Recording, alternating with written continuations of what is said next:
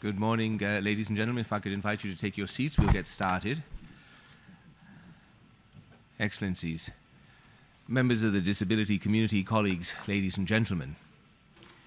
In my capacity as Assistant Secretary General in the Department of Economic and Social Affairs, it is my great pleasure to welcome you to the 2019 observance of the International Day of Persons with Disabilities, held this year under the theme Promoting the Participation of Persons with Disabilities and Their Leadership, taking action on the 2030 Development Agenda. Ladies and gentlemen, delivering on the 2030 Agenda and its promise to leave no one behind, in alignment with the Convention on the Rights of Persons with Disabilities, is a matter of justice, as well as an essential investment in our common future. In advancing policies to fully realize the rights of persons with disabilities, in society and in development, we move our world closer to upholding the core values and principles of the United Nations and its engagement for peace and development over the past 7.5 decades. The 2030 Agenda is of unprecedented scope and significance. It lays out a concrete plan of action for people, planet, and prosperity, articulated in its 17 Sustainable Development Goals. And these include ending poverty and hunger, improving health and education, making cities more sustainable, combating climate change, and protecting the oceans and forests. The agenda applies to all countries, developed and developing alike, and in equal manner, and it makes clear that no one should be left behind. Evidence presented in the UN Flagship Report on Disabilities and Development by our department indicates, however, that persons with disability continue to suffer disproportionate levels of poverty, lack of access to education, health services, and employment, and they are still grossly underrepresented in decision-making and in political participation. The active and meaningful participation of persons with disabilities as agents of change is a prerequisite for the 2030 Agenda for Sustainable Development. When persons with disabilities lead and participate, the whole world benefits, and their voice is heard in different aspects of life, be it in politics, business, sport, or culture. The abilities, the talents, the skills of persons with disability will lead the way in ensuring that their rights and perspectives are appropriately reflected in decision-making processes at the local, national, and global levels. The voice of persons with disabilities challenges prejudices, and it helps to break down barriers of inequality. It serves to make societies more inclusive, more accessible, more sustainable. We stand together today as one international community, those of us who are here present in the hall, as well as our colleagues and friends worldwide, to highlight the contributions that persons with disabilities make to accelerating the implementation of the 2030 Agenda and making sustainable development goals a reality for all people of all ages and of all abilities. This past year, there have been important initiatives launched by the international community to address the inclusion of persons with disabilities, their rights, their well-being, and their perspectives. This year's IDPD events will take stock of this progress, discuss persistent challenges, and examine the next steps that can be taken. Today's IDPD observance is organized in 3 parts: the launch of the 2019 observance, which will be followed by a formal opening, and a panel discussion on new initiatives for disability inclusion in the global agenda. In the afternoon, also in this room, there will be a spotlight event of Sport for All for Development and Peace. Let us now proceed to the official launch of the observance by the President of the General Assembly, by the Secretary General, and by his representative, as well as by a representative of civil society. I now invite His Excellency Ambassador Tijani Mohamed Bande, the President of the 74th General Assembly, to make his opening remarks. Excellency, you have the floor. Excellencies, ladies and gentlemen, on this special day, I would like to extend my greetings to the more than 1 billion persons with disabilities across the globe. Since 1992, the United Nations set aside every 3rd day of December to focus attention on disability issues around the world. Over the years, this initiative has grown in content and dimension. We are very grateful to civil society, and in particular, organizations working for the rights of persons with disabilities. Your tireless work has led to stronger commitment and more progressive policies in all countries. Your leadership led to the adoption of the Convention on the Rights of Persons with Disabilities in 2006. You are continuing to raise awareness and to keep us accountable. I know there's so much more to be done if we are going to honor our commitment and achieve full implementation of the Convention, as well as Agenda 2030. The theme for the International Day this year is promoting the participation of persons with disabilities and their leadership, taking action on the 2030 Development Agenda. I find this very fitting a topic. The theme prioritizes inclusivity through the removal of physical, technological, and attitudinal barriers for persons with disabilities. It aligns with the core pledge of the Agenda 2030 to leave no one behind. Achieving sustainable development goals requires mainstreaming disability issues as integral part of sustainable development. In furtherance of the above, and as part of the implementation of the Convention on the Rights of Persons with Disabilities, the United Nations established a steering committee on accessibility at the 73rd session. I'm pleased with the contributions and initiatives of this committee towards improving accessibility of the United Nations premises, conferences, and meetings, and communications. In view of this, I have the honor to announce the appointment of His Excellency Watson Alfonso Webson, Permanent Representative of Antigua and Barbuda, and Ambassador Park Cho-jul,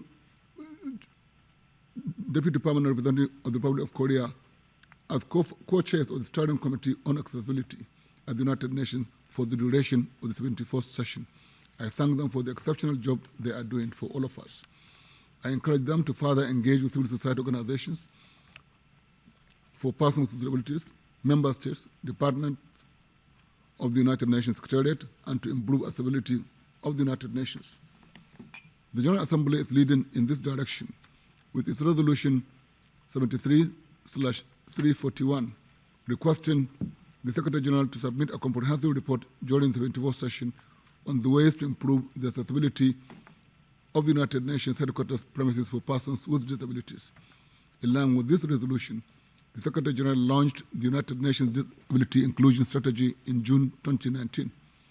Excellencies, ladies and gentlemen, one of the main issues to be discussed here today is the issue of sport as a veritable tool for inclusion of persons with disabilities.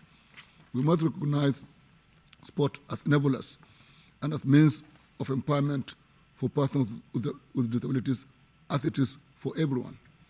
I encourage member states, the private sector, and civil society organizations to use sport as a medium to promote the dignity of all people. I would love to see our para-sport heroes given equal visibility and recognition as we extend to other athletes. I equally want to see persons with disabilities playing major roles in excelling in the media, entertainment, politics, academia, and in any vocation they choose. Excellencies, ladies and gentlemen, the principle of inclusion is a cardinal pillar of my presidency of the General Assembly. I'm convinced that if we maintain focus and engagement, the prejudice and marginalization suffered by persons with disabilities will come to an end sooner than later.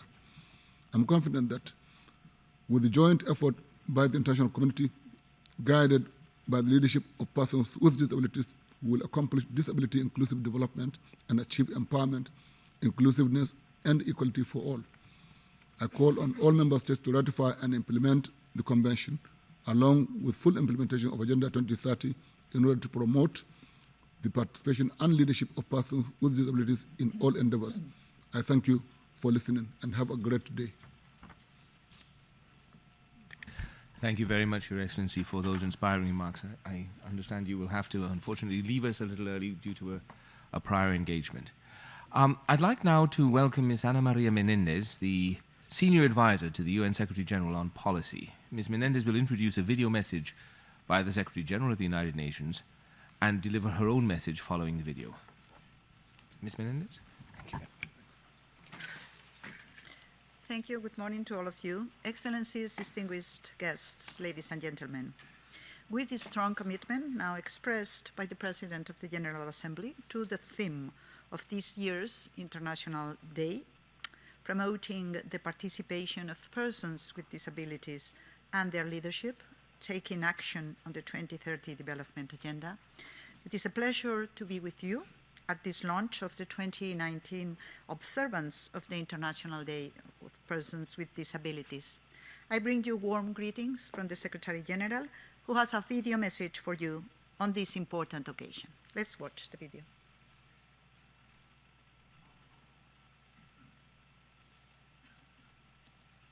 Achieving the central promise of the 2030 Agenda, to leave no one behind. While we still have much to do, we have seen important progress in building an inclusive world for all. Almost all United Nations member states have ratified the Convention on the Rights of Persons with Disabilities, and I urge those who have not yet done so to ratify it without delay. In June, I launched the United Nations Disability Inclusion Strategy to raise our standards and performance on disability inclusion across all areas of our work and around the world. And for the first time, the Security Council adopted its first ever resolution dedicated to the protection of persons with disabilities in armed conflict. We are determined to lead by example. On this International Day, I reaffirmed the commitment of the United Nations to work with people with disabilities to build a sustainable, inclusive and transformative future in which everyone, including women, men, girls and boys with disabilities, can realize their potential. Thank you. So, as you have heard and seen, the message is loud and clear. This year's theme focuses on the empowerment and the leadership of persons with disabilities to take action on the inclusive 2030 Agenda for Sustainable Development. Action that directly leads to making the Sustainable Development Goals a reality for and with persons with disabilities. We can no longer afford to leave more than 1 billion persons with disabilities behind. The UN must lead by example on disability inclusions. You heard the Secretary General saying that he launched in June the United Nations Disability Inclusion Strategy. This is our commitment to systemic and transformative change, our strategy for and of action.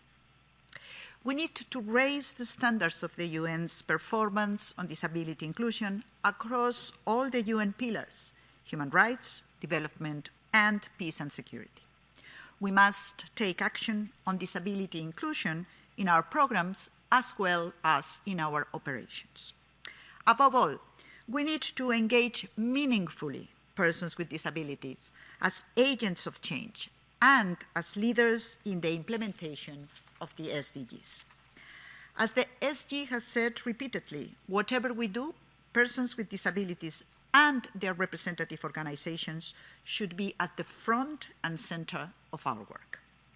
We also need to ensure that the UN, as an employer, provides equal opportunities for persons with disabilities so that our diverse workforce can drive us to a new era of inclusion in the United Nations.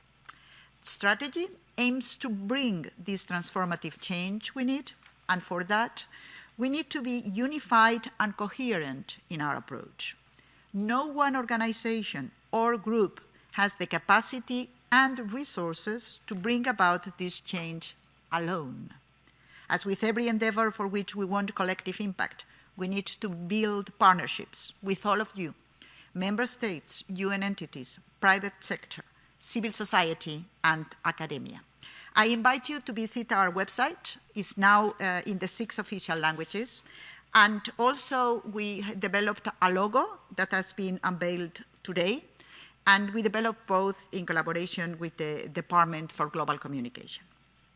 Finally, I would like to reiterate, on behalf of the Secretary General, our strong commitment to make the UN an inclusive organization for all, that we emulate the values and principles we are preaching. Leaving no one behind is not enough. Together with persons with disabilities, we will lead the way towards an inclusive, accessible, and sustainable world for us, for all of us. We look forward to working with all of you. Thank you very much. Thank you very much, Ms. Menendez. Ladies and gentlemen, please join me now in welcoming Ms. Venus Ilagan. Ms. Ms. Ilagan served for over 10 years until May of this year as Secretary General of Rehabilitation International, and she's now affiliated with Harvard University. Ines, you have the floor. Thank you, sir. Excellencies, friends, ladies and gentlemen, good morning. I thank the organizers of this event for the opportunity to speak as representative of civil society in the launch of the 2019 International Day of Persons with Disabilities. I also bring to you greetings from my organization, the Harvard Law School Project on Disability of Harvard University.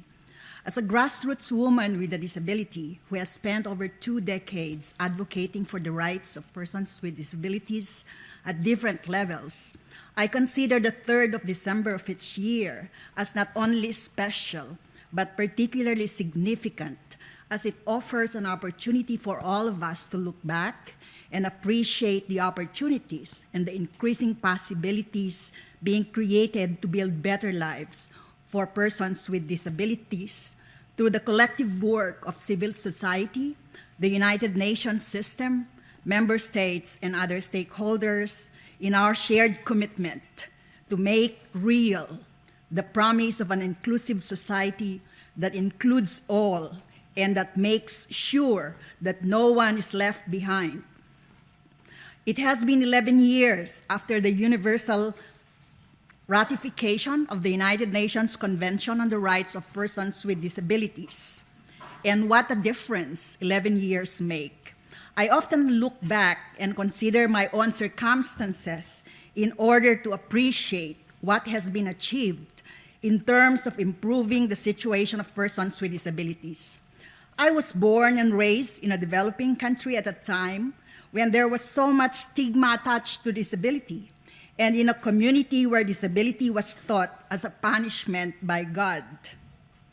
I belong to a generation of so-called hidden sisters, that subgroup of women who were hardly recognized as holders of rights and often hidden or even disowned by their own families on account of their gender, their disability, and their poverty.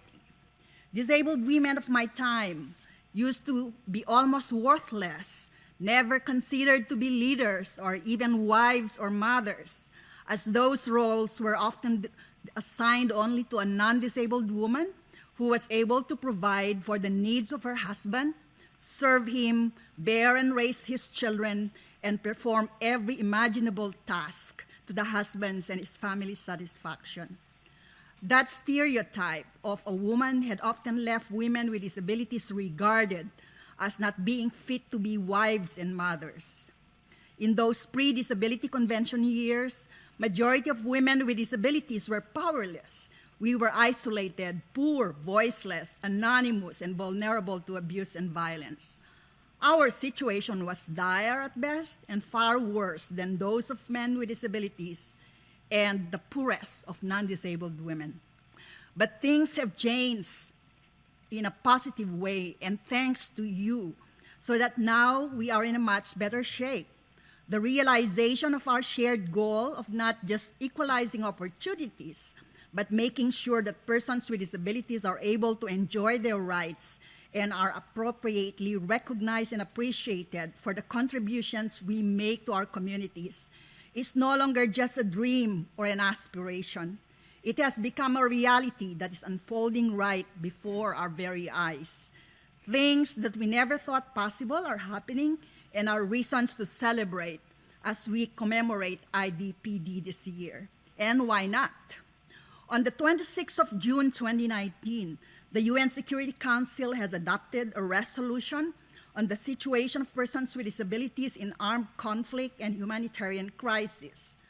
The resolution was agreed by consensus, which is a clear political commitment towards mainstreaming disability across all UN pillars, including peace and security.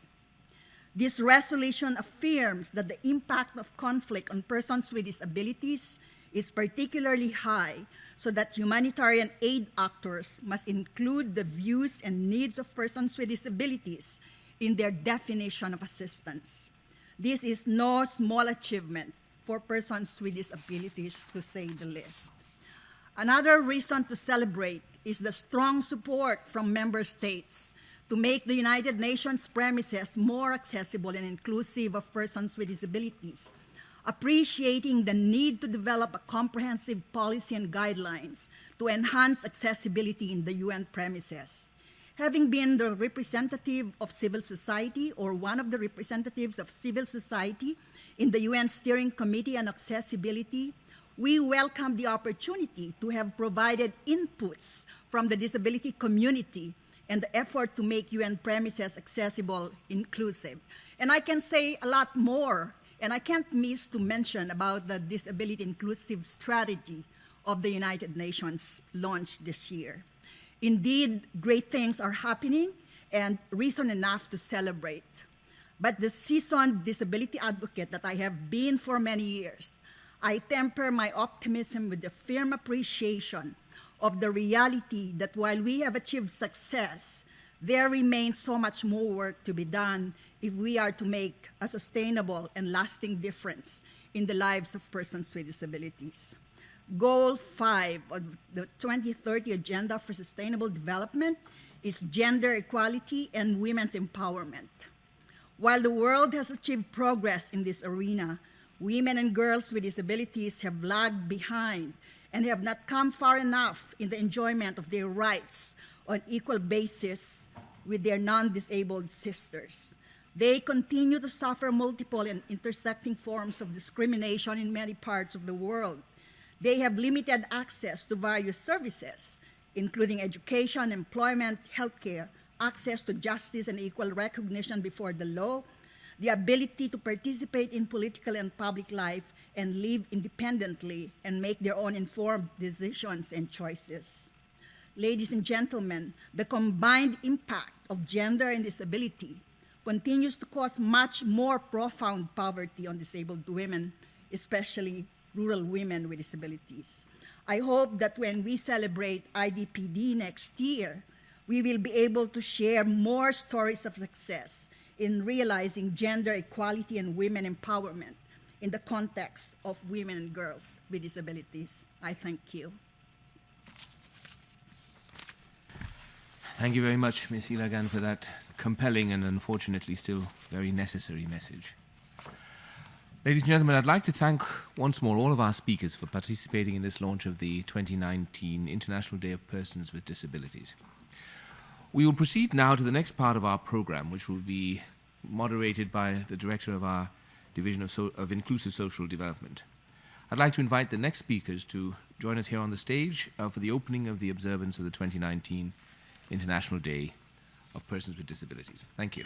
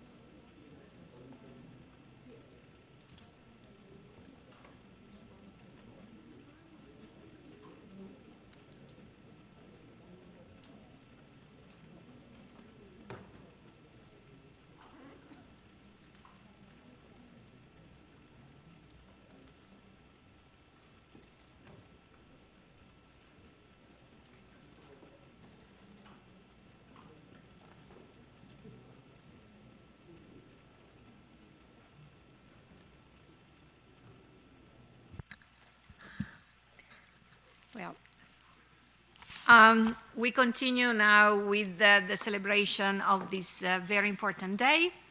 You might see that we have changed position so that all the speakers and the various countries that are here represented might have the right attention that they deserve. So, Excellencies, members of the disability community, colleagues, ladies and gentlemen, please really join me in welcoming the speakers of the opening of the observance of this year, of this day, the International Day this year, 2019. His Excellency Luis Gallegos, who is the Ambassador and Permanent Representative of Ecuador to the United Nations.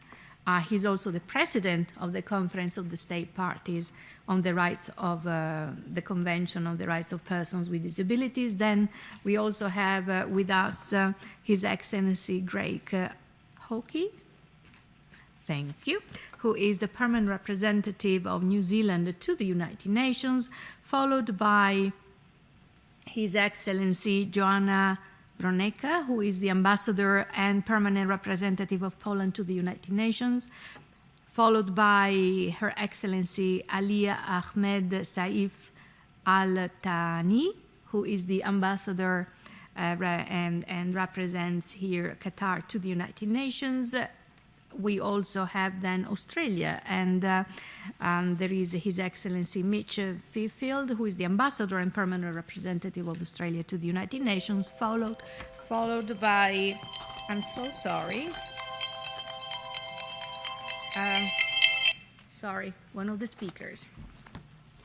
I'm awfully sorry about that. And but actually, this recalls all the attention to you on you now. So we have Mr. Thomas Land, who is a self-advocate with autism spectrum disorder, and he is also an author and an international consultant. So a wonderful parterre. I would like now to remind our panelists that they are invited to speak for about 5 minutes. And now let's turn to the very first speaker. We will hear from His Excellency Luis Gallego, from representing Ecuador to the United Nations, as well as President of the Conference of the State Parties to the Convention on the Rights of Persons with Disabilities. His thoughts about this day. Thank you. Thank you very much, Daniela. Distinguished panelists, and I have a special relationship with all of you, so it's an honor to be with you here. Dear moderator, ladies and gentlemen, it is an honor to be here at the observance of the 2019 International Day of Persons with Disabilities. I thank the Department of Economic and Social Affairs for convening us today to discuss the importance of leadership of persons with disabilities for the 2030 Development Agenda. As Ambassador and Permanent Representative of Ecuador, I had the privilege of presiding over the elaboration of the Convention on the Rights of Persons with Disabilities between 2002 and 2005. That was approved by the General Assembly of the United Nations through Resolution 61-106 on December 13, 2006. On a complimentary note, that was my birthday, so it was the best gift. The Convention has currently 181 ratifications, which is an impressive number that almost reaches universal ratification as an extraordinary achievement. The Secretary General has just invited the countries that have not ratified the Convention to ratify it, and we are hopeful that in the near future they will do so.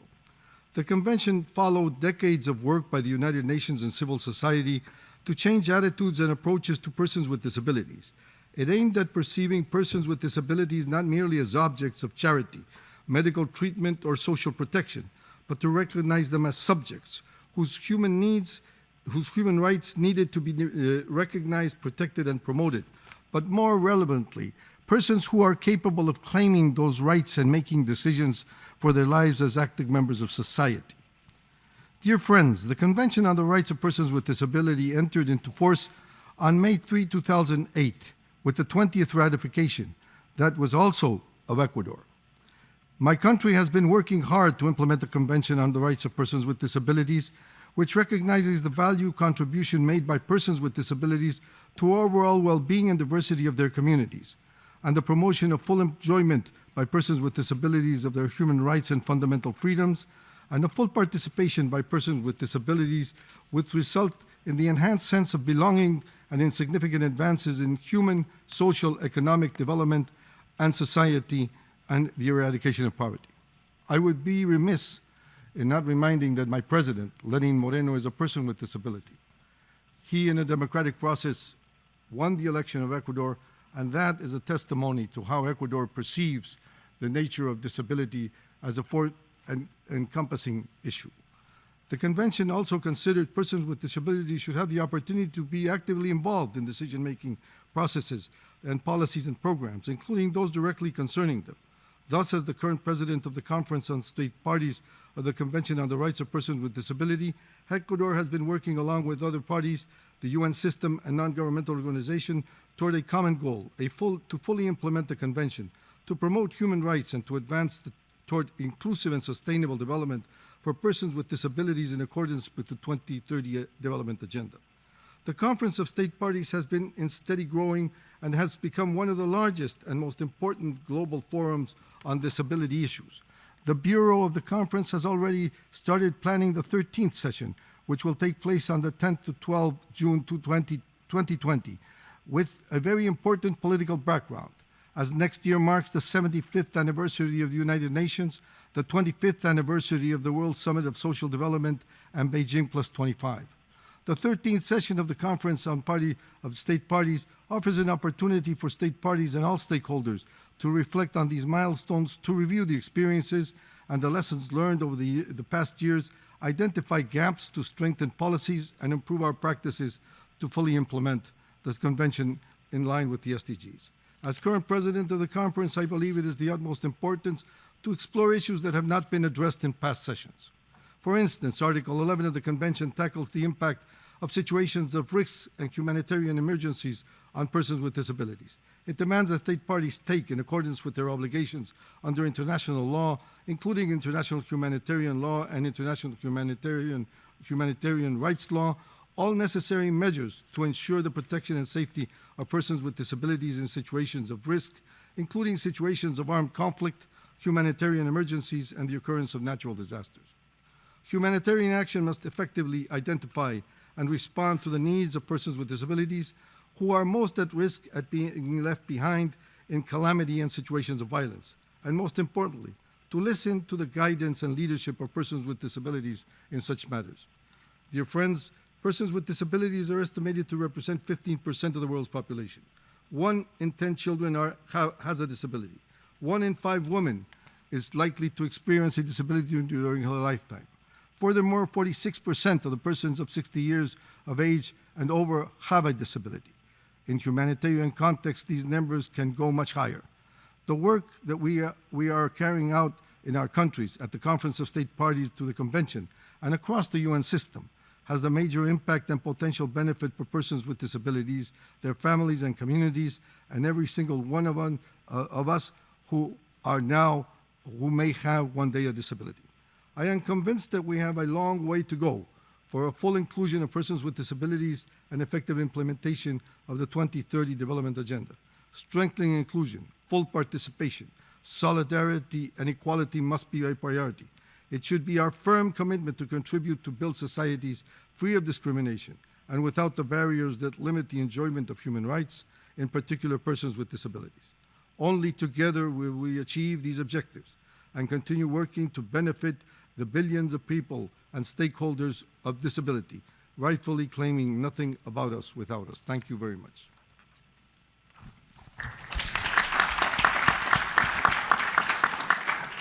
Thank you, Ambassador, for your passion, your commitment, and also for being such a strong advocate about disability-related issues. Thank you very much. Next, I give the floor to His Excellency Craig Hawkey, who is the permanent representative of New Zealand to the United Nations. Thank you. Thank you, Daniela, and Excellencies, ladies and gentlemen, good morning. I'm pleased to be here with you all today to mark this year's International Day for Persons with Disabilities. History shows us that persons with disabilities are often the most marginalised and experience higher rates of poverty than their peers. it also shows us that persons with disabilities can do amazing things when they are given the right tools and the voice to push for change. It was the call of persons with disabilities that led to the momentum which resulted in the Convention on the Rights of Persons with Disabilities being developed under the wonderful work of my colleague here on my right. The Convention also provides a framework for mainstreaming effective disability inclusion, including within the 2030 Agenda. The Convention's call of nothing about us without us should be seen as going hand in hand with the Agenda 2030's Leave No One Behind. Fundamentally, this conversation is about bringing together the lived experiences, knowledge, and leadership of persons with disabilities with the machinery of government to develop better policies and outcomes for all. Without this, we risk missteps that cause harm or exclusion, or even prove financially costly in the long term when investments are being made. Colleagues, significant progress has been made in our collective understanding of what disability inclusion means today. Tangible benefits have also been felt for many persons with disabilities, simply through their inclusion at the decision-making table. For New Zealand's part, Article 4.3 is a living part of New Zealand's implementation of our obligations under the Convention. Core policies, programs and strategies such as the Disability Inclusion Strategy are being co-designed and monitored in partnership between the government and civil society. At the United Nations, New Zealand was pleased to present the third committee resolution on the Convention alongside Mexico last month. Focused on accessibility, the resolution provides a roadmap that takes into account the contemporary world, factoring in technology, universal design, and meaningful inclusion of persons with disabilities in the community. In this regard, I would like to thank Member States as well as our UN and civil society partners for their ongoing support and advice in the development of such an important resolution. Excellencies and friends, the UN system is also in the midst of significant change in the way disability inclusion and mainstreaming across the three pillars of the UN is occurring. The leadership of the Secretary-General and others across the UN system through the development of the UN Disability Inclusion Strategy to further mainstream and deepen disability inclusion across the three pillars should be applauded and acknowledged. I note the strategy's stated ultimate goal is to achieve equality of outcomes and foster an inclusive culture. I therefore urge the UN system to hear this call and make it a reality for its staff and the people it serves on the ground. I wish to end with an aspirational message for all of us as we work towards leaving the world a better place. There is a Maori proverb from our indigenous peoples which says, "Whaia te iti kaharangi, ki te tauhu ko mene manga te titi," which loosely translates as, to seek the treasure you value most dearly, if you bow your head, let it be to a lofty mountain. Therefore, aim high for what is truly valuable, and don't let obstacles stop us from reaching our goals. I thank you very much.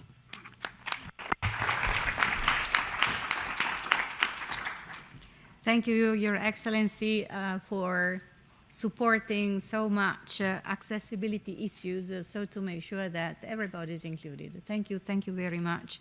I would like now to ask Her Excellency Joanna Wronecka, the permanent representative of Poland to the United Nations, to deliver her remarks, and also thank your country for having led this resolution at the Security Council about the persons with disabilities and in situations of conflict.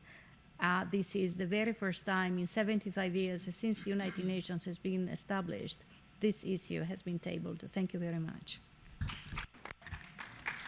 Thank you, Daniela. Thank you, Daniel. I promise to be short. Excellencies, ladies and gentlemen, distinguished panelists, I am very honored to speak today, exactly 1 year after the first ever meeting of UN Security Council dedicated to persons with disabilities, organized by Poland, and 6 months after the adoption of the Security Council Resolution 2475 on persons with disabilities presented by Poland and the United Kingdom. The promotion of rights of persons with disabilities has been a long-standing priority of the Polish government. Therefore, when we were elected as non-permanent member for the Security Council, we were determined to bring this important matter to the attention of this body. Persons with disabilities are often forgotten during the time of peace, and they are even more forgotten during the times of war.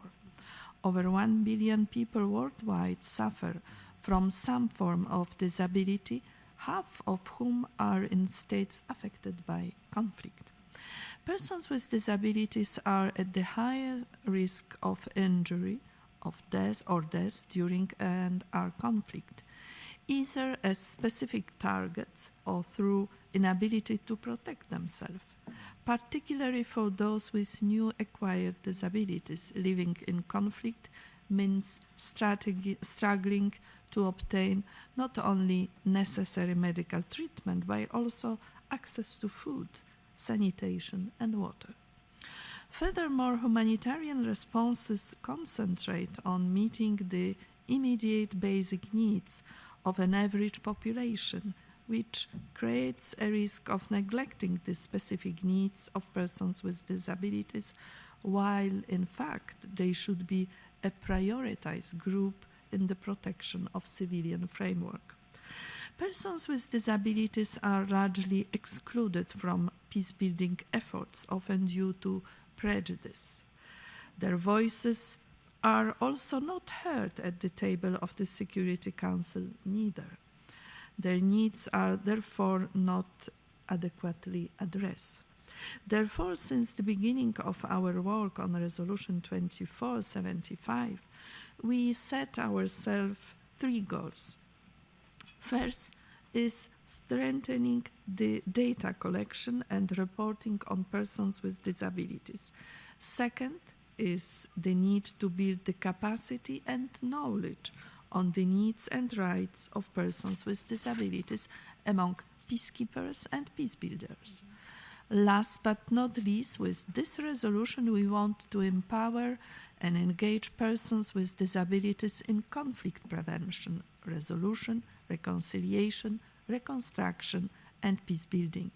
We wanted to make sure that persons with disabilities and their organizations will participate as partners in the discussion within the Security Council.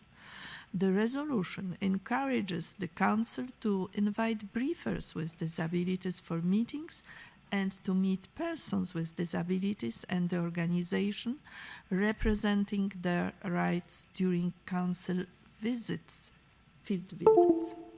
We are proud that this important resolution has been adopted unanimously by the Security Council with almost 70 co-sponsors, showing the strong support of this body and international community for this matter.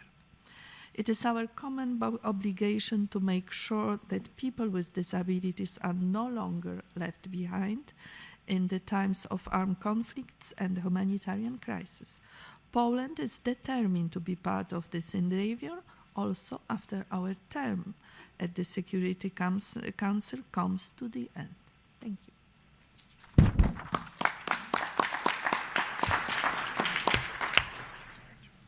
Thank you so much, Your Excellency. And now I would like to introduce Her Excellency Ambassador Ali Ahmed Saif Al Thani, who is the permanent representative of Qatar to the United Nations. I would like also to thank very much Qatar for organizing a very major event in December It's a world event conference on disability-related issues, and the CRPD, the Convention on the Rights of Persons with Disabilities, the 2030 Agenda, and much more to raise awareness about the leadership and the empowerment of persons with disabilities. And I would like also to thank you, being the co-chair together with the Principality of Monaco of the Group of Friends on Sports for All, for sustainable development. Please, thank you. Thank you so much, Daniela, distinguished colleagues, dear delegates.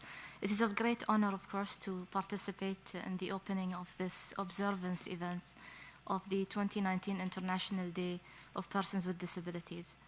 This year dedicated to promoting the participation of persons with disabilities and their leadership, taking action on the 2030 Agenda. We were pleased that in 2018, the UN launched a first ever UN flagship report on disability and the Sustainable Development Goals, the Disability and Development Report on the realization of the Sustainable Development Goals by, for, and with persons with disabilities. The report demonstrates that persons with disabilities are at a disadvantage regarding the most sustainable development goals. Concrete action is needed to include the world's 1 billion persons with disabilities. 15% of the world's population and 80% of them are in developing countries, with higher levels of disability among women, the poor, and the elderly. This is why we have to include people with disabilities in all we do, as both agents and beneficiaries of development, and create enabling environments by, for, and with persons with disabilities, in line with the Convention on the Rights of Persons with Disabilities. It is essential that global processes that support and drive global development consider the diverse needs of persons with disabilities and enable them to be the agents of change in their own lives, as they have much to contribute to the implementation of the Sustainable Development Goals as active participants.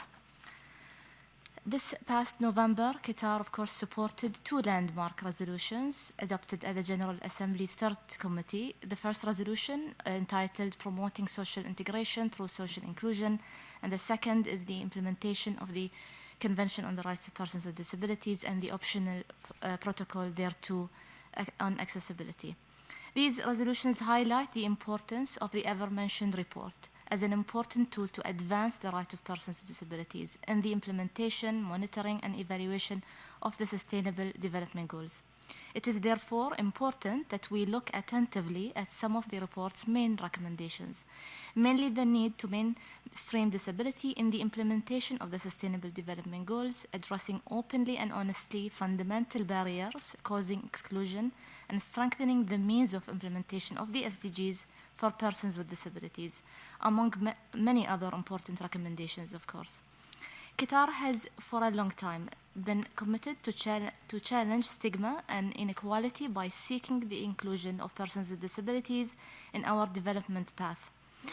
Being, of course, one of the first countries in the Arab region to ratify the Convention on the Rights of Persons with Disabilities, we have aggressively worked to improve the rights of persons with disabilities across the 3 pillars of the work of the UN, to support the implementation of the UN Disability Inclusion Strategy, which provides the foundation for sustainable and transformative progress on disability inclusion through all pillars of the work of the UN: peace and security, human rights, and development. Before I conclude my remarks, I am also thankful to Daniela for mentioning the upcoming conference that Doha will host.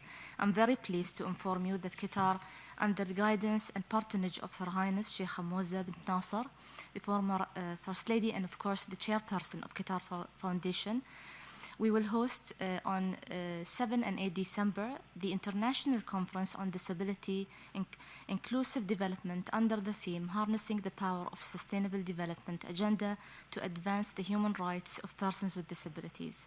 We are delighted, of course, also that the Deputy Secretary General, Ms. Amina Mohammed, will attend the conference and deliver the keynote speech in that conference.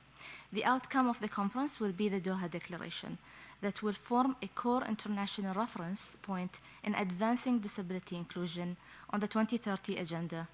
I will stop here, and I'm very thankful for this opportunity and sorry to prolong. Thank you very much.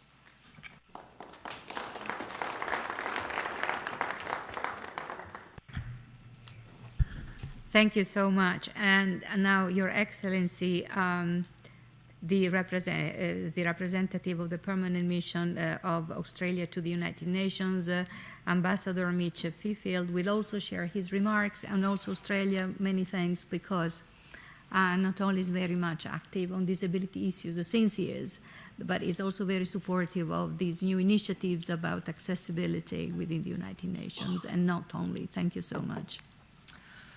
Thank you so much, Chair, and good morning, friends. It's great to be with you on this International Day of Persons with Disability. The rights of people with disability is something I feel particularly passionate about as a former Australian Minister for Disabilities, and I'd like to take this opportunity to thank Australians with disability for educating me, for their role in forming my perspectives of what really matters in public policy. And can I do that through acknowledging a woman by the name of Millie Parker. She's a woman with an acquired brain injury. She's an amazing businesswoman and an incredible advocate. So through you, Millie, thanks to the crew in Australia. Friends, the truth that we all know is that for far too long, people with disability have quite simply got a raw deal. Decisions have been taken about them without them, and where there has been support, it's often been a patchwork that's been determined not by their needs, but by how they acquired their disability. So it's right that we observe this day, that we take this as an opportunity to pause and to reflect on what's been achieved, but also on what we still collectively need to do. What's happened in Australia when it comes to people with disabilities is something that I think is quite remarkable. We had a point half a dozen years ago where Australians with disabilities, their families, their carers, their friends came together and spoke with one voice and said, "We're mad as hell and we're not going to take it anymore." They demanded change and they got change. As a result of that coming together and speaking with one voice, we now have a national disability strategy where local, state and national governments know what their roles and responsibilities are. We now have a $22 billion a year national disability insurance scheme where the needs of an individual are assessed. They're given an entitlement, effectively a voucher, which they can take to the service provider of their choice to support their inclusion in the way that they choose. So there is progress being made. We need to act locally, but we also need to act globally, which is why I warmly welcome the Secretary-General's commitment to disability inclusion and why we're very pleased to support the initial implementation of the UN Disability Inclusion Strategy launched earlier this year. It's great that the theme for this year's day is on participation and leadership of people with disabilities, and the concept is central to the idea of nothing about us without us. It's just so important that people with disability get the support and the skills to take leadership positions to determine their own futures. And we see this untapped knowledge of people with disability also being taken advantage of when it comes to our development partnerships and our international advocacy work, and it becomes much more effective. Disability inclusion is also firmly embedded in our humanitarian assistance programs. In times of crisis, people with disabilities, particularly women and children, are often the first to be left behind and face barriers accessing life-saving relief and recovery support. So we do welcome the growing momentum around ensuring the rights and needs of people with disabilities are safeguarded and addressed in humanitarian crises, and that persons with disabilities must be involved in all stages of preparedness, response and recovery. It was also great that we recently had the launch of the IASC guidelines on inclusion of persons with disabilities in humanitarian action, and Australia's a proud sponsor of that initiative. But unless this is implemented at the local level, through meaningful partnerships between governments, agencies and people with disabilities, then these kinds of global initiatives won't make a tangible difference. Despite the strong and increasing commitment by the international community represented here today, we still have further to go. People with disabilities still face significant barriers to their full inclusion. And even when we have all the right consultations, even when we have the right budget allocations, even when we have the right supports provided, we still won't get there unless we can collectively lift our sights to tackle the soft bigotry of low expectations when it comes to people with disability. We do all those things and we will have achieved success, but we've got a way to go yet. Thanks very much.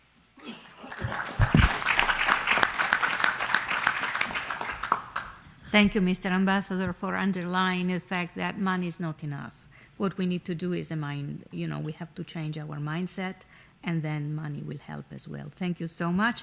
I would like now to ask to our last speaker to make his presentation of what he feels why this day is important. And I would like, therefore, to ask Mr. Thomas Leand to share with us his thoughts. I would like to say that you had the diagnosis of autism when you were a teenager, 13 years or so, and your work now is to educate, inspire, and motivate everyone who is impacted by the autism spectrum disorder, but not only, I would say, just to provide your strength and your knowledge about the beauty of life to everyone. Thank you so much. Thank you for empowering all of us. Thank you.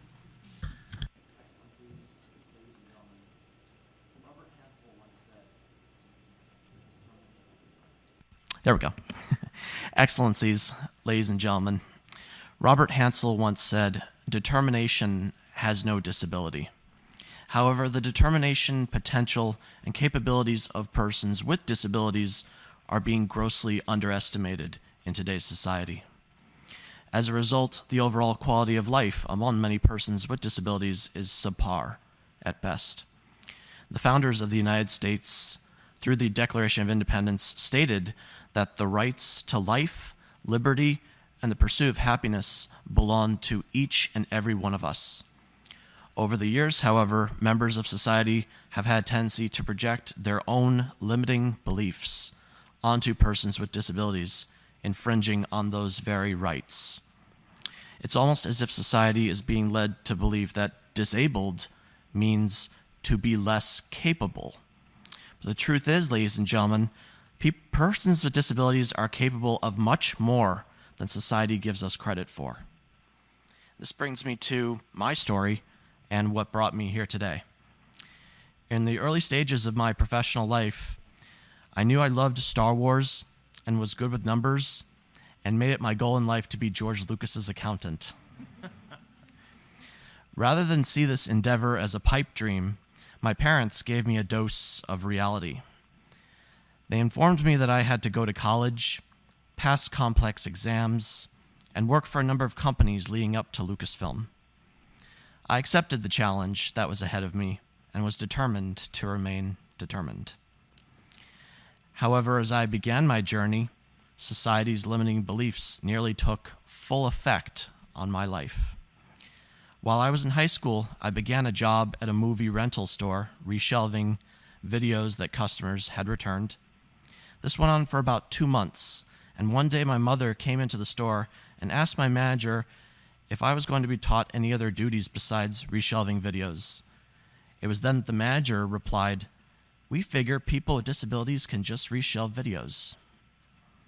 It was clear that my potential and capabilities were being underestimated from the get-go, and I left the job shortly thereafter. I'm grateful, though, for my parents' belief in my dreams and for holding me and society to a higher standard. Otherwise, I would have lost my job when the movie rental store closed, and my prospects for expanding my skill sets may have been hindered forever. After I graduated from college, I was able to secure a paid internship at the Walt Disney Company, doing property taxes. I'm pleased to report that my managers at Disney saw the potential in me and the possibilities of what I could offer them, and were understanding and accommodating of my diagnosis after I self-disclosed to management after I was hired. After 2 tax seasons with the company, I was promoted to a lead intern position in which I oversaw the progress of 5 interns.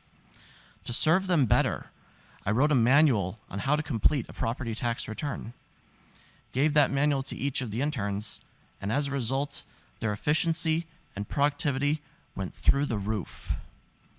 Under my leadership, the department got its workload done faster than ever in the department's history. On a side note, after I left Disney and got my certified public accountant license, Disney acquired Lucasfilm, so retroactively and indirectly, I was George Lucas's accountant. I'm still licensed as a certified public accountant in California, but I'm no longer practicing accounting. Why? Because this is where I belong. I'm happier and more fulfilled being in charge of my own life and bringing out the leadership in others. I wouldn't have discovered any of this about myself had I not had the opportunities that I've had and that persons with disabilities around the world so desperately need. Let my story serve as a powerful example of the importance of inclusion of persons with disabilities and the vitality of our leadership and self-advocacy in today's society. We have so much to offer, especially from an employment perspective, when we are provided with opportunities to realize our dreams, directly or indirectly, and to succeed in our endeavors. We need more realistic exposure to work, people, causes, and environments that we are passionate about, that give us a sense of purpose and allow us to become productive and gainful members of society. In closing, I invite the people in this room and the people listening around the world to join us in helping persons with disabilities to not only come to life, but live a life of passion, purpose, and productivity. This is what will improve our quality of existence and will help the United Nations accomplish the goals of its 2030 Sustainable Development Agenda. Thank you very much.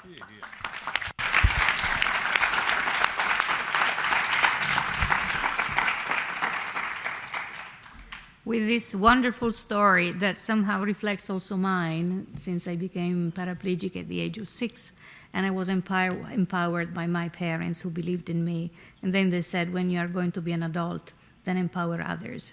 So I thank you very much for sharing this story, and also for underlining that actually what is disabling is the environment often and the prejudices.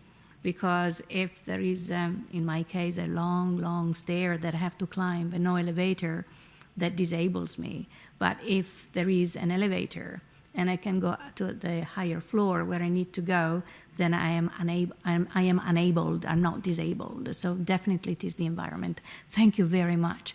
And actually, this introduces what's going to be the next panel, talking about initiatives, new initiatives, that allow us to achieve exactly the kind of success that you have shared with us. And thank you again to all the representatives of these amazing countries, supported and encouraged and working together with other countries where nations unite, that is, in this organization, for bringing the topic back to their countries and make the life of all people much more interesting, where the well-being actually is a triumph. Thank you so much. Thank you.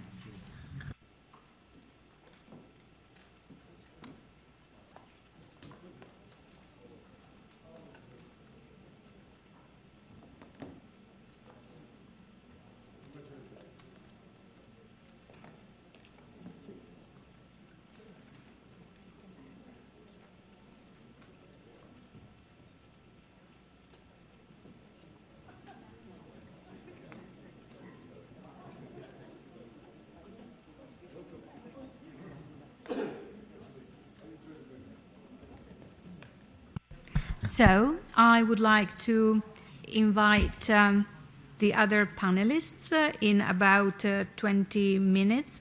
Maybe we can have a little break, or what is the, sorry? No.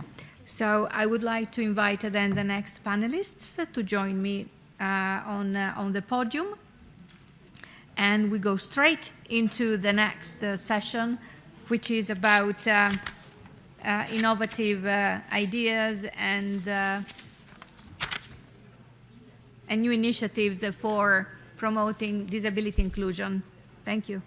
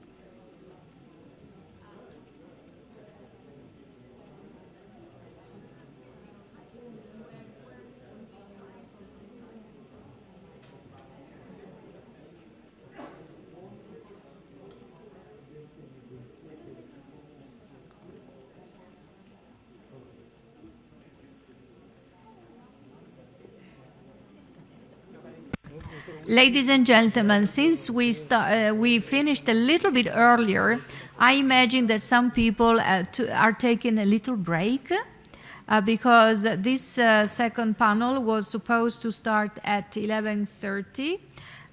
So if you don't mind, let's wait for about 10 minutes before we start the new panel. So if you want to have a break, please do. Hopefully it's a break of 10 minutes and not half an hour. Thank you very much.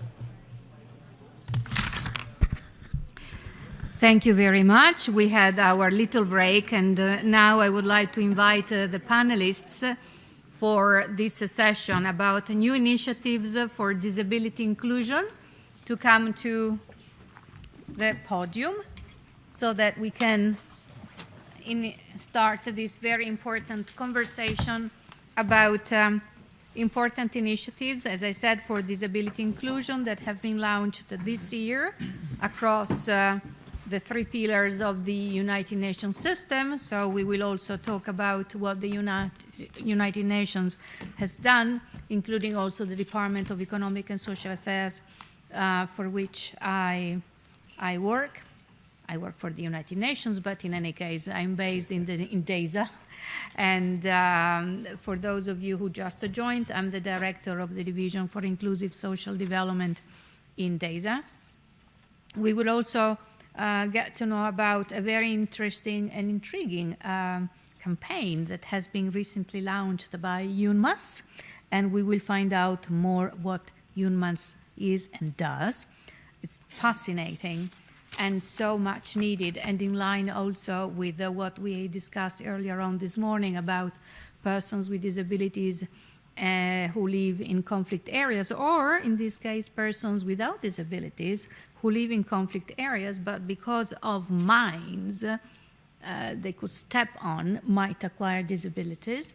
And we will talk more in depth also about the United Nations Disability Inclusive Strategies, strategy of the United Nations, and many other activities that are happening within and without the United Nations. So I would like at this point to ask the very first of our amazing speakers, who will speak not using notes, but he will speak out of deep knowledge as a thought leader in many areas of policies, including the one about disabilities. And I'm talking about His Excellency Ambassador Walton Alfonso Webson, who is the ambassador of the permanent in the permanent mission of Antigua and Barbuda to the United Nations, as well as co-chair of the steering committee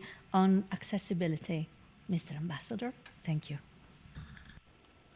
Thank you very much, Daniela.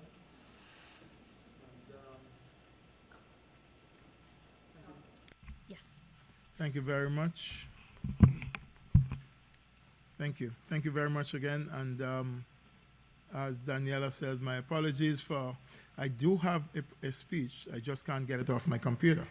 So I am going to have to use some hurried notes that I put down, and I hope I'm able to share with you some of the work that we have done and some of the thinking going forward. Let me begin by joining the excellent speakers this morning by greeting all and wishing all on this very important day, commemorative day on disability, Day of Persons with Disability, that it's a wonderful time to be alive. It's a wonderful time to be here and to know that together we are working in this conquest for equality and this conquest that we all seek for equal opportunity for persons with disability. Let me also take this opportunity to thank the PGA for his consideration to reappoint Ambassador Parks and myself to continue the work on the steering committee and to assure him that we both appreciate the trust that he has bestowed upon us, and that we would continue, we hope, to be able to join with the others in the United Nations system to bring about some systemic change for persons with disability who work within the environment of the United Nations at any level and at all levels. The steering committee was first appointed last in the 73rd session by Her Excellency Maria, and she thought that gave us a mandate to attempt to do some work to bring about some changes for equality within the United Nations system, particularly around the General Assembly and its meetings and the work we do to make those meetings more accessible. We held several meetings throughout the year. We brought groups together. We spoke often with the Secretariat. They were often partners at meetings, along with colleagues from civil society. And we are able to report that at the end of the year, we had some 13 or so recommendations, some of which are recommendations that the system can address immediately, others of which the system will need some resources to address, and some the system believes will take a little bit more time. I am one who believes that if we are going to make changes, that we have to make these changes irrespective. Because persons with disability, like everybody else, shouldn't have to wait for a human rights change. This is something that we need.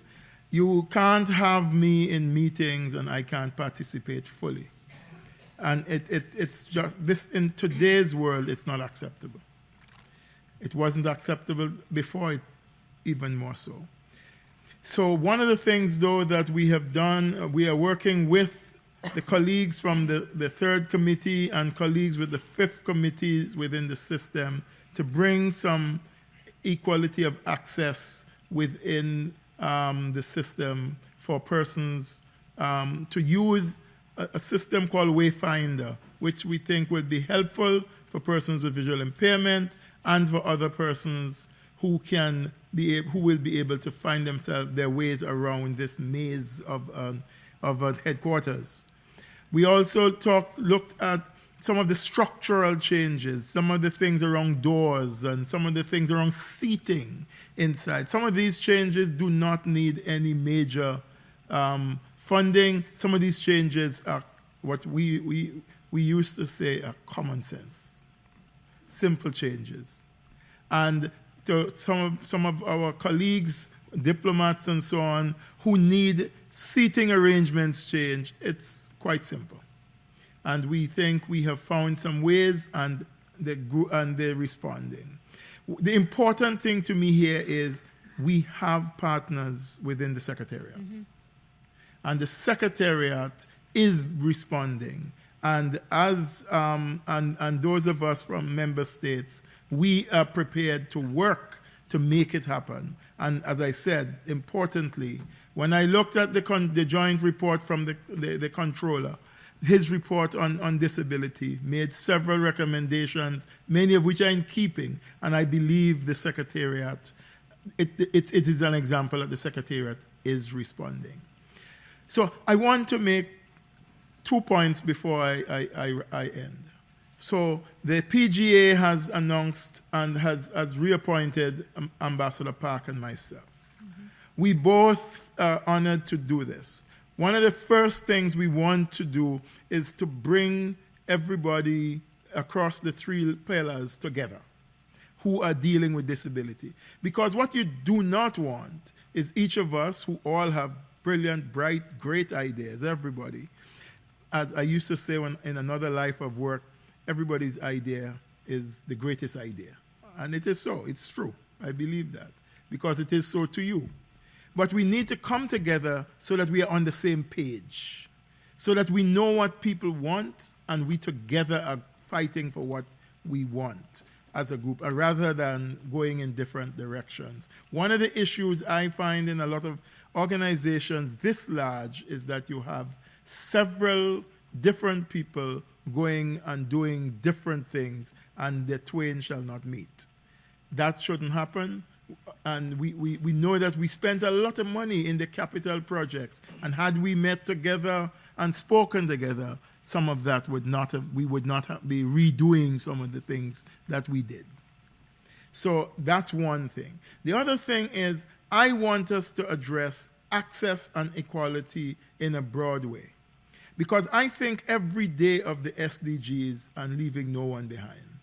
And I think those of us who are here in this room with disability, we are lucky, we are blessed. We are the ones who are representing our countries and representing the voice of many who does not have a voice. Mm-hmm. So for me, the most important change that I want to see are for those people who do not have a voice, who are not sitting here, who have no opportunity, no chance.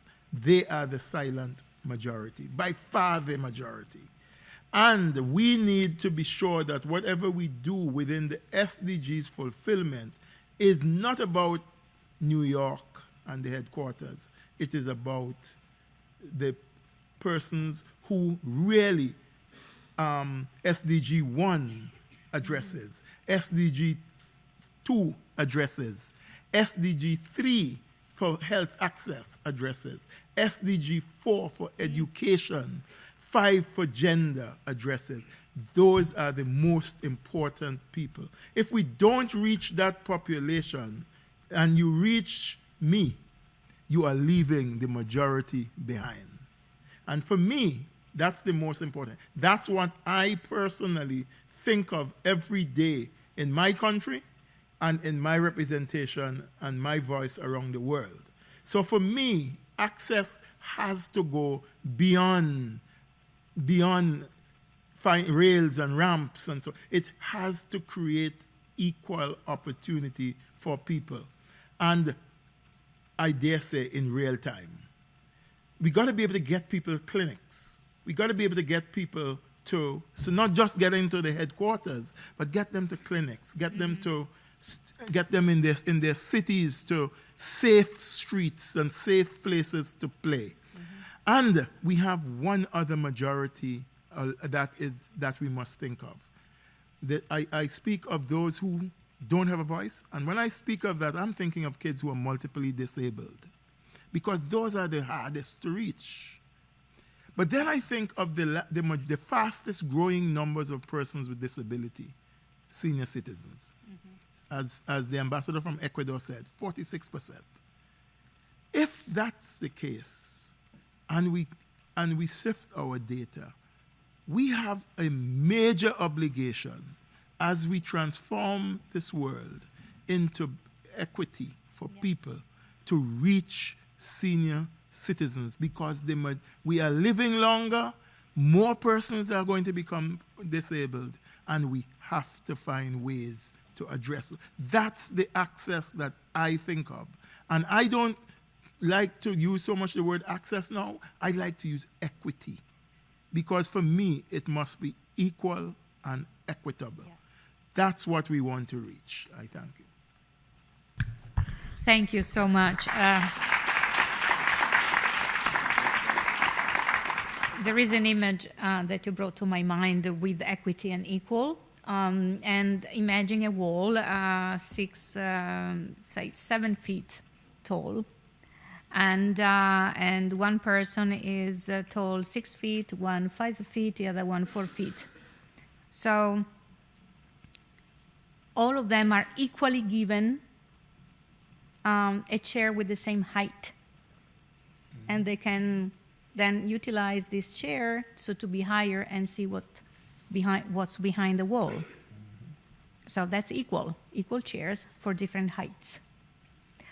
But equity is to give a chair that has the height needed by the person who is tall 4 feet, 5 feet, and 6 feet, so that they all will be able to see what's beyond that wall. Thank you so much, Ambassador. And I would like now to ask a dear colleague who has plenty of experience within the United Nations, UNICEF actually, but right now he's covering a very important role as a senior officer in the unit that has been created in the Office of the Secretary General that is taking care of implementing and finding ways to coordinate the implementation of the United Nations Disability Inclusive. Now I have a blank strategy. And I'm talking about Gopal Mitra. And I would like to ask you, Gopal, to share with us more into detail what's happening within the United Nations. This is a new initiative we already heard about this morning. And I would like you to share with us more and engage all the present people here. Okay. Thank you. Thank you so much. It's always so good to be with the panel with you. And this room is special, the CRPD, a lot of it was negotiated in this room, so it's always great to be here. And thank you, Director Bas. So, where do I start? Since morning, most of the speakers here have mentioned the UN Disability Inclusion Strategy. I was listening, and when it was being mentioned, we were talking about transformative change, sustainable change, UN leading by example, highlighting that persons with disabilities are disproportionately impacted, much more likely to be poor, much more likely to die during disasters, and so on. The Sustainable Development Goals and Leave No One Behind was also quoted a lot of times. And I have mentioned it before. The central principle of the SDGs is leave no one behind. And I've told this before, it does not say leave almost no one behind, or perhaps leave no one behind, and so on. But if we really want to leave no one behind, the first thing that we have to do, because in life, time is limited, resources are limited. The first thing we need to do is to find out who are the people who are left behind, who are most likely to be left behind, and go address them first. Because a lot of people can take care of themselves, and ensure that they are not left behind. People with disabilities also can. And it needs approaches, interventions, work, mindsets that will enable us to do so. The UN Disability Inclusion Strategy tries to address it in many ways. Now, where did this, so what I'll do three things. Where did the strategy come from? Give you a little bit of a flavor of the strategy, and then touch upon some of the things that are happening currently towards implementation of the strategy. Let me take 1.5 minutes each. So in 2018, the Secretary General commissioned an institutional review of the UN system to see whether it's fit for purpose to foster the inclusion of persons with disabilities, whether it's fit for purpose for disability inclusion, achieving the SDGs for persons with disabilities. The review found that there were, of course, many good examples, but there were major gaps across the system, across the pillars, both in headquarters and in the field. And based on that review, the recommendation of the senior management group of the Secretary General was to develop a system-wide strategy which will help address some of these issues and make the UN's work more disability inclusive. So the strategy was launched by the Secretary General in June this year. It has a policy and an accountability framework. The policy is a high-level commitment, the highest level commitment of the system towards the inclusion of persons with disabilities. And the accountability framework is very, very interesting. It has 15 indicators. It has concrete benchmarks, indicators covering critical areas where we need action if we want the UN to be disability inclusive. Let me give you a flavor of it. So it has indicators on leadership, whether the leadership of UN agencies, UN entities are behaving, promoting, and strengthening, championing disability inclusion in their respective entities or not, and how they are doing it. So there are different levels, whether you are approaching requirements, whether you are meeting requirements, whether you are exceeding requirements, and so on. So it's a graded scale. There are indicators on strategic planning, indicators on consulting organizations of persons with disabilities. And this covers both programs and operations. So there are indicators on accessibility, on employment, important indicators on procurement, whether our procurement, when we procure something, goods and services, are we considering accessibility? And when can you say that you have considered? What are the different, at what level are you in terms of ensuring disability inclusive procurement, communications, and so on. So it covers 15 areas with concrete benchmarks on a graded scale. And UN entities will be reporting, implementing, and reporting against the accountability framework in 2020 for the 2019 program year. And it is proposed that the Secretary General will submit the overall report of the UN system towards the implementation of the strategy at the 75th session of the General Assembly. So this is what the strategy is about, a policy and a concrete accountability framework with 15 indicators. It is applicable both at the entities and at the field level. So that at the field level, there's a UN country team scorecard with similar indicators which is being developed. In terms of the implementation, so what we see is that we recognize that there is a long way to go. But let us also, what we also see that a lot of work has already done. As Ambassador Webster had mentioned, we are in a much better place. So how can we learn from our experience, build on the work that has already been done, and forge forward? So what we see happening across the system, in terms of the implementation, we know leadership commitment is extremely necessary to mainstream disability. It's a cross-cutting issue. For the first time, the Secretary General's Special Advisor on Policy convened a meeting of principals of 20 UN entities at the end of September to discuss implementation at the highest level. And each of those principals reiterated their commitment towards the strategy and towards the implementation.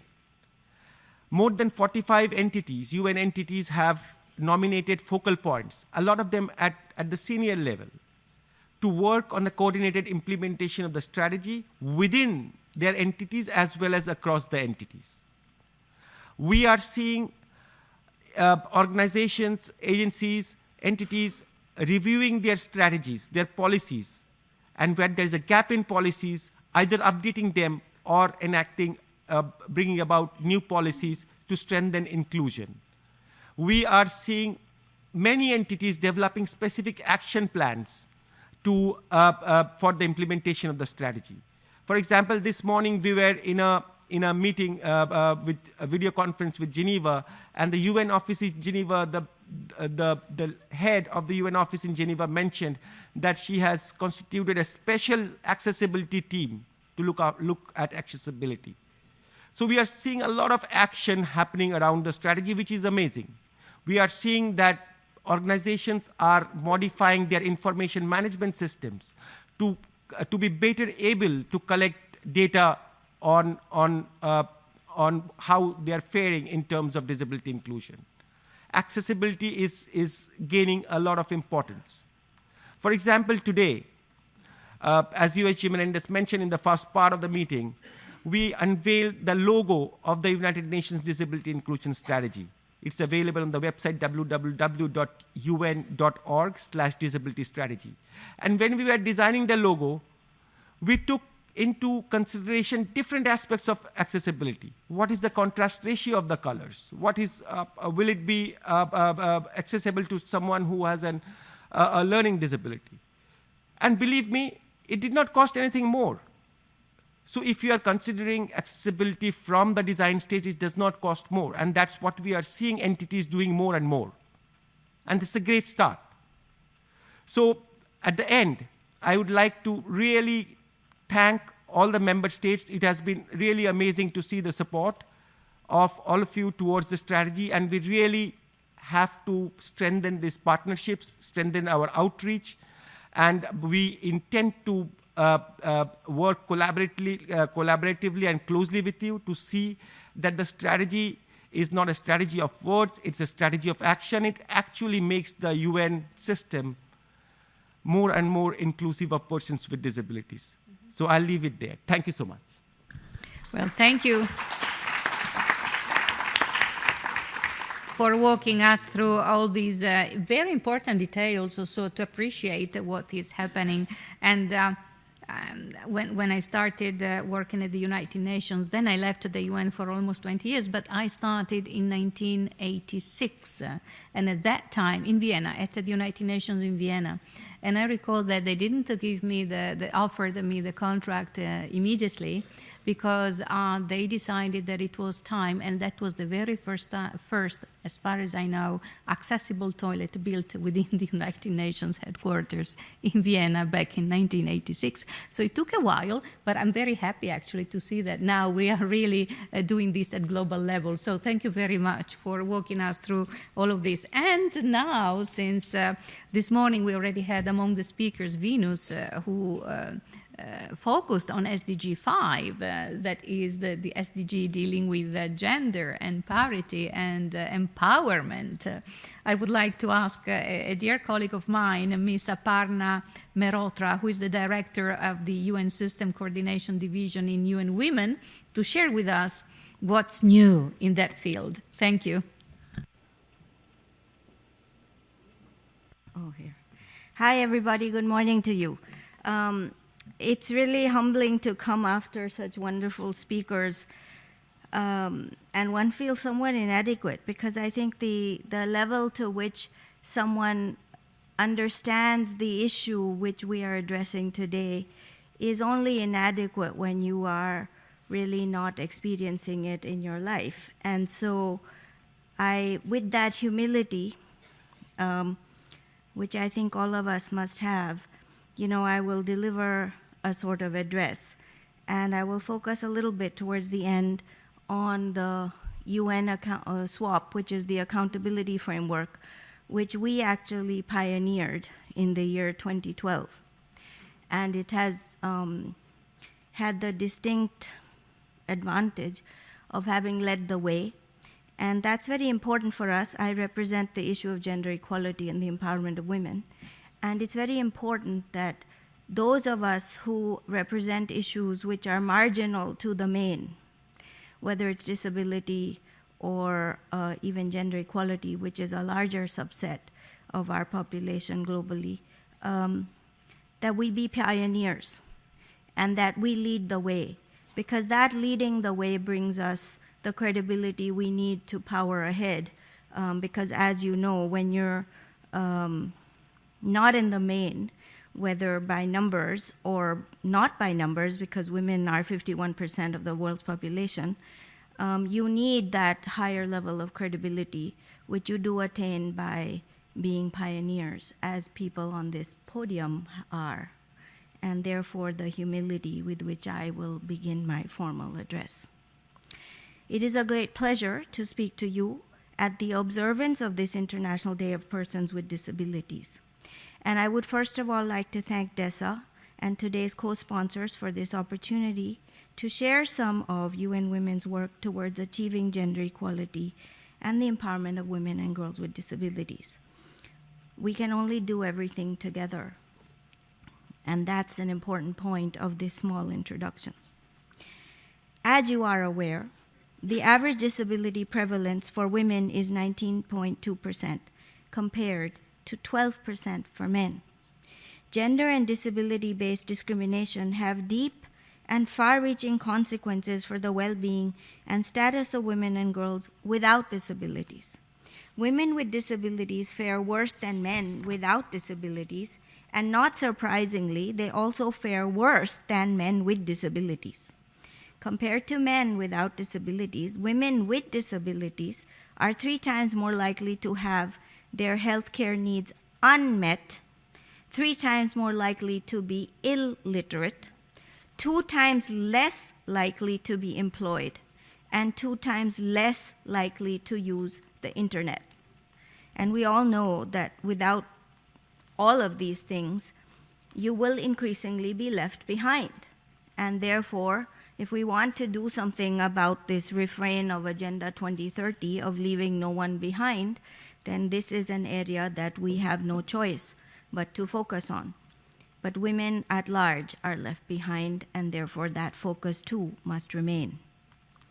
There is therefore a clear need for interventions that are both disability inclusive and gender responsive at the same time. 1 year ago, UN Women launched its corporate strategy on the empowerment of women and girls with disabilities. The strategy calls for an intersectional approach to ensure that all women and girls with disabilities, in all their diversity, benefit equally from development and humanitarian interventions.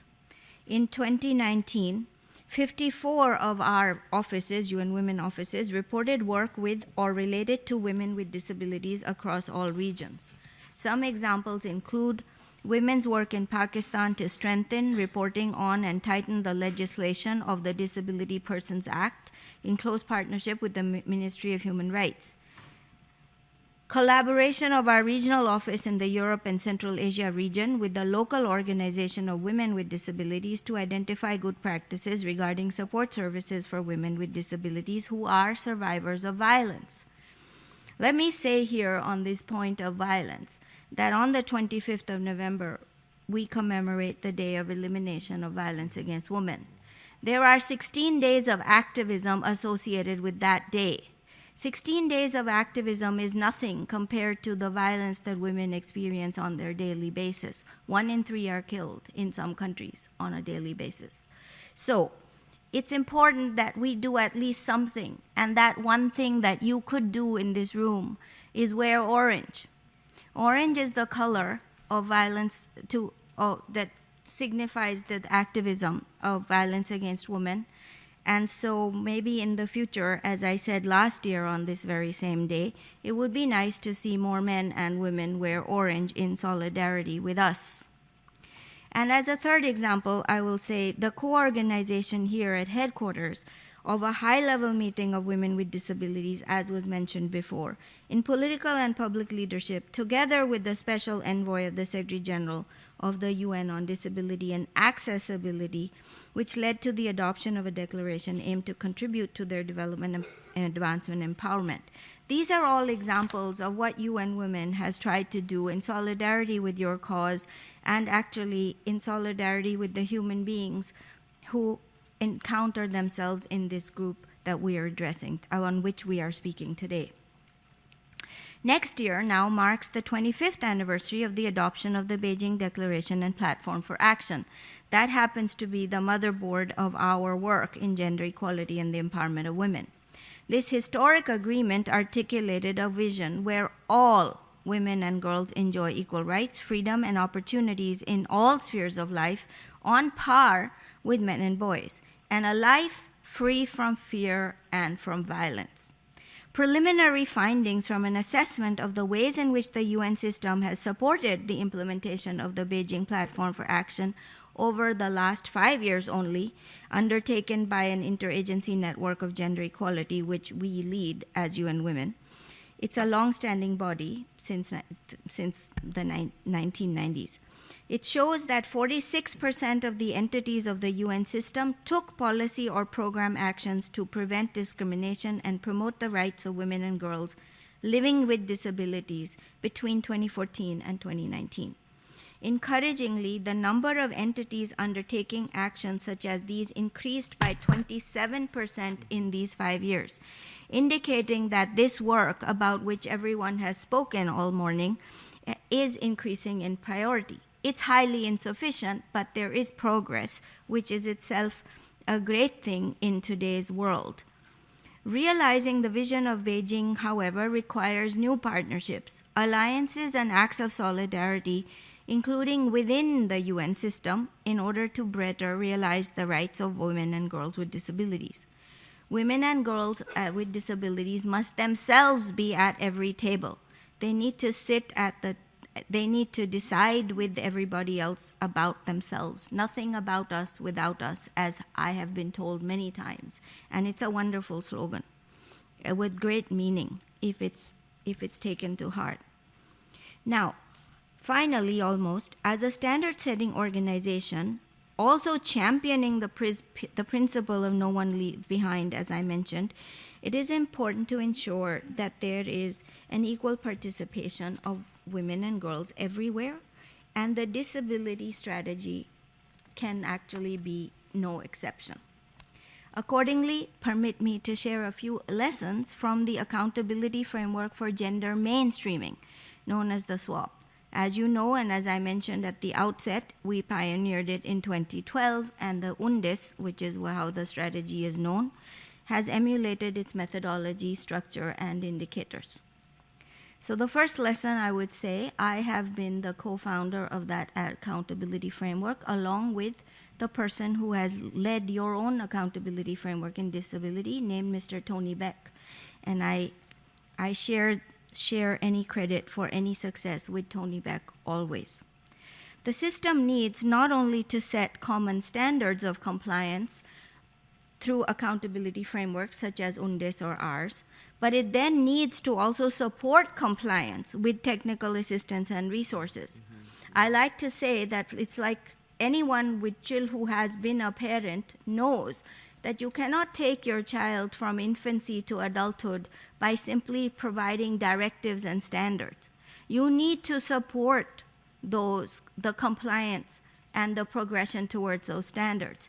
That means resources, and it means an understanding that support has to be a fundamental part of the growth that we seek to achieve. Number 2, accountability frameworks enhance visibility of the theme that they address. They make matters measurable. What is not measured is invisible, and what is invisible is lost. So it is very important to make matters visible. Number 3, accountability frameworks can mainstream the issue at hand into institutions reasonably well if they are properly supported.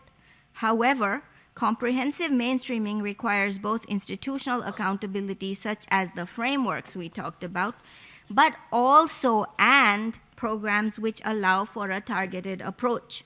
Complementary standalone programs pegged to corresponding outcomes in cooperation frameworks are equally key, and anyone who follows the UN reform knows that the cooperation framework at the country level is basically going to determine everything. If we don't make it into those frameworks, we will not make it, full stop, as far as the UN system and its interventions are concerned. So that's supremely important. Finally, accountability frameworks demonstrate certain indicators to be more catalytic than others. If you push for those, we cannot in the UN system, given our paucity of people and money, push for all indicators all at once. It's something we bite. If we bite that much, we will not be able to chew it. So the question is, how then do you prioritize? What we did is we prioritized based on instinct, but that instinct has today been proven by evidence. So what are the catalysts? One, they are standalone policies. If we found that if you actually put money, it's not enough to tell people to make policies. You better help them to make those policies. So if you do that, you are going to get the system. In our case, we got the systems that built the policies or developed them and promulgated them to be 9 times more compliant with all other indicators of the framework. So it tells you the centrality of that one intervention. Second, you need necessarily to have a system-wide network or architecture of staff responsible for vigilance and guidance for implementation. There has to be a web of business owners throughout the entity. Third, a service-oriented central coordination hub with resources to support needs across the system is key. And I would like to underline the word service orientation. You have to have people with a profile where service is central to them as human beings. It is a value for them, and that they therefore will support people because they like to support people, understand that they should support people, and not because of some directive or some title that they themselves might wish to enhance.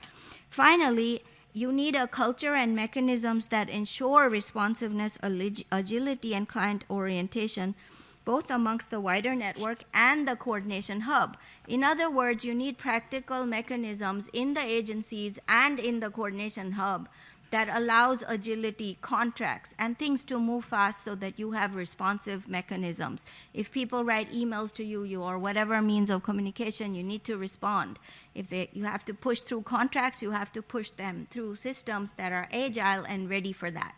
I don't know how much the reform is doing in that direction yet. We have to see. But without that, I think it's very difficult to push in the way that we must.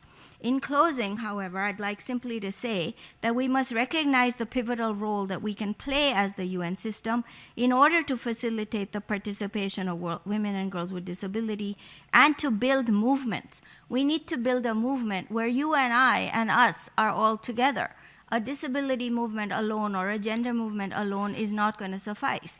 The AIDS movement is a very good example. I think their partnerships lent them a lot, which allowed them to succeed at a pace that almost no other movement has succeeded.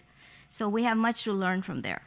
And as we enter 2020, let us support, therefore, all women and girls with disability in our actions, and let us remember that disability is no stranger to anyone. If we have not encountered it in our personal lives already, we are more likely to do so in the future, as I think the ambassador mentioned towards the end of his speech. The issue of aging has to be intertwined with all of our issues. That is something that is not happening. We seem always to focus on the youth, but if you don't focus on aging, we are convinced that you're going to overburden the youth, and they will essentially not be able to do what the youth should be doing. And if you want more, something more journalistic, the New York Times wrote about this on Sunday, and it's a terrific article of what's happening to the youth because of the issues of aging.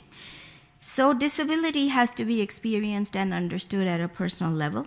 Therefore, let us please commit to it personally as well as institutionally. Thank you.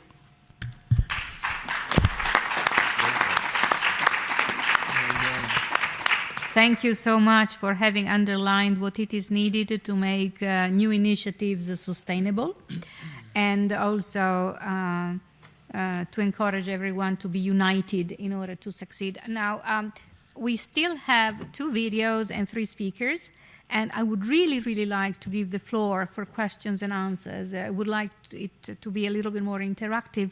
Therefore, I would ask the following speakers to try to stay within their 5 or 6 minutes. I would really, really appreciate it for the audience, actually. Now, let's watch a video, 2, actually. One is presented by Dr. Victor Santiago Pineda, who is the president of the Pineda Foundation and member of the Disability Inclusive and Accessible Urban Development Network, followed by the one of Miss Maria Soledad Cisterna Reyes, who is the Special Envoy on Disability and Accessibility. Thank you.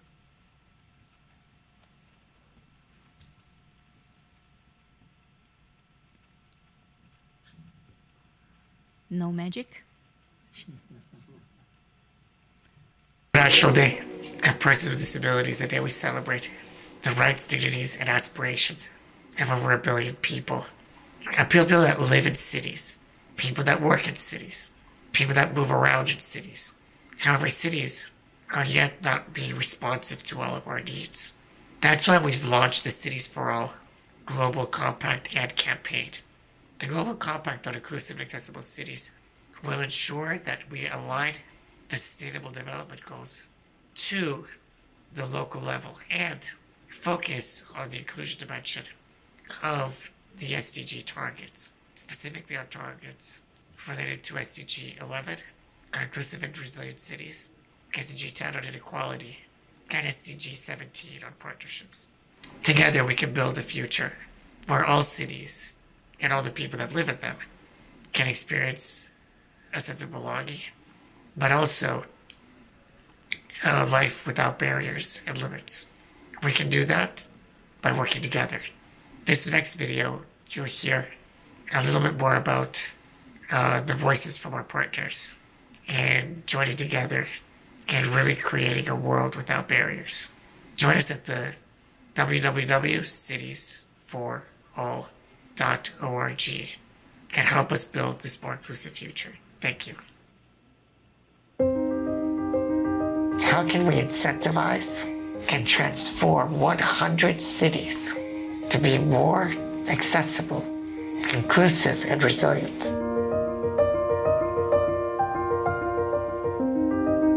What is required to make this vision a reality? We need courage, leadership, clarity, vision. We need to bring people together to create the future we all want to live in.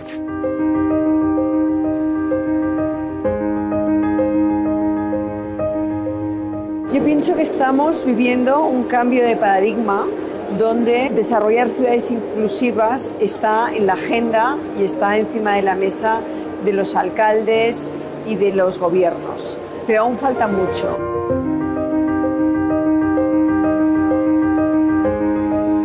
Many of the barriers I've encountered is that too often you face situations where decision makers are not really listening to their constituencies and to persons with disabilities who have been historically marginalized. Same applies, of course, to all the population of older persons.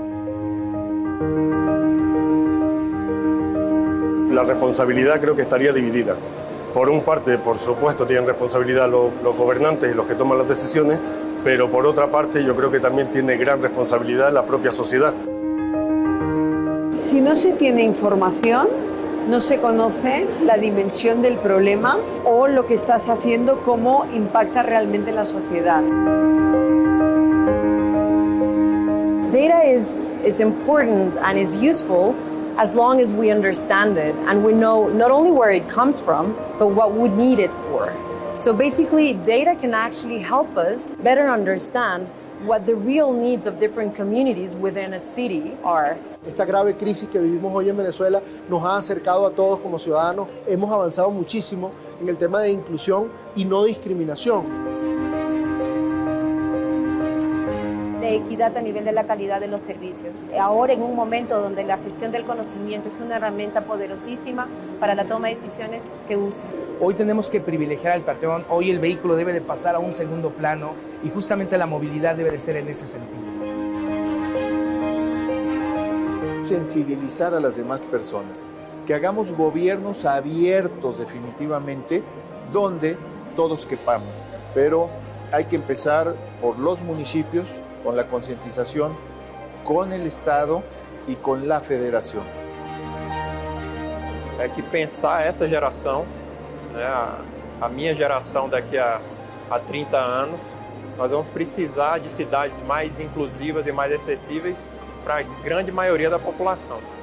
World Enabled and the Your Campaign Cities for All has been extremely important for the UN. You have been able to inspire our work and to really promote this aspect in a much more concrete and I think with more passion. En el Día Internacional de las Personas con Discapacidad, quiero hacer un especial reconocimiento y mención a lo que ha sido toda la campaña de las ciudades para todos, las Cities for All, que han sido patrocinadas por World Enabled. Esto ha tenido una expresión muy importante en lo que fue el encuentro de gobiernos locales que se realizó en Sudáfrica hace pocas semanas y en la cual se realizó un town hall sobre accesibilidad. Creo que esto es un paso relevante para que a nivel de los municipios se entienda que la accesibilidad es un derecho humano y una condición indispensable para el desarrollo sostenible. Soy María Soledad Cisternas Reyes, enviada especial del Secretario General de las Naciones Unidas sobre discapacidad y accesibilidad.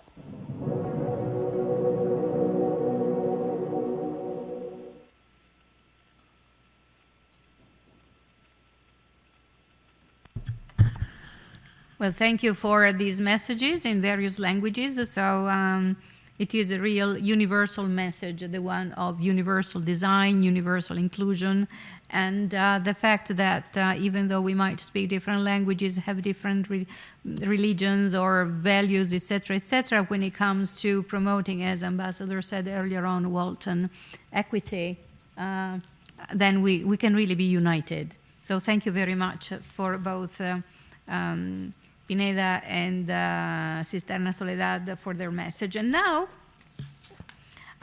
let's move to another panelist we have here. I would like to welcome Dr. Takashi Itsutsu of the Empowerment Network for Social Inclusion, which is the global regional platform on disaster risk reduction. And he is also a professor at the University of Tokyo, I believe, to understand. Thank you very much. Thank you very much, Daniela, for your kind introduction and the strong leadership of DESA in the area of disability inclusive development. Distinguished panelists, excellencies, ladies and gentlemen, today I would like to share some of recent efforts on disability inclusive disaster risk reduction and humanitarian action in Japan. In 2011, Japan experienced that the East Japan Great Earthquake, and more than 18,000 people have died. Even today, after 8 years, more than 50,000 people are displaced. The mortality rate of persons with disabilities were twice higher than persons without disabilities. During the disaster, many alerts as well as evacuation routes were not accessible. In addition, many persons with disabilities, including children with intellectual disabilities and persons with mental health conditions or psychosocial disabilities, were asked to leave from evacuation sites and temporary housing. In addition, people realized that each individuals are different and with diverse needs and preferences, so stereotypic approach can be harmful. For example, some persons with developmental disabilities are sensitive to sounds, lights, and smells, and these factors affect their well-being a lot. Learning from these lessons, many stakeholders are now promoting disability-inclusive disaster risk reduction and humanitarian action in Japan. Next, please. For example, there are more opportunities for persons with disabilities to participate in decision-making at the government and community levels in Japan.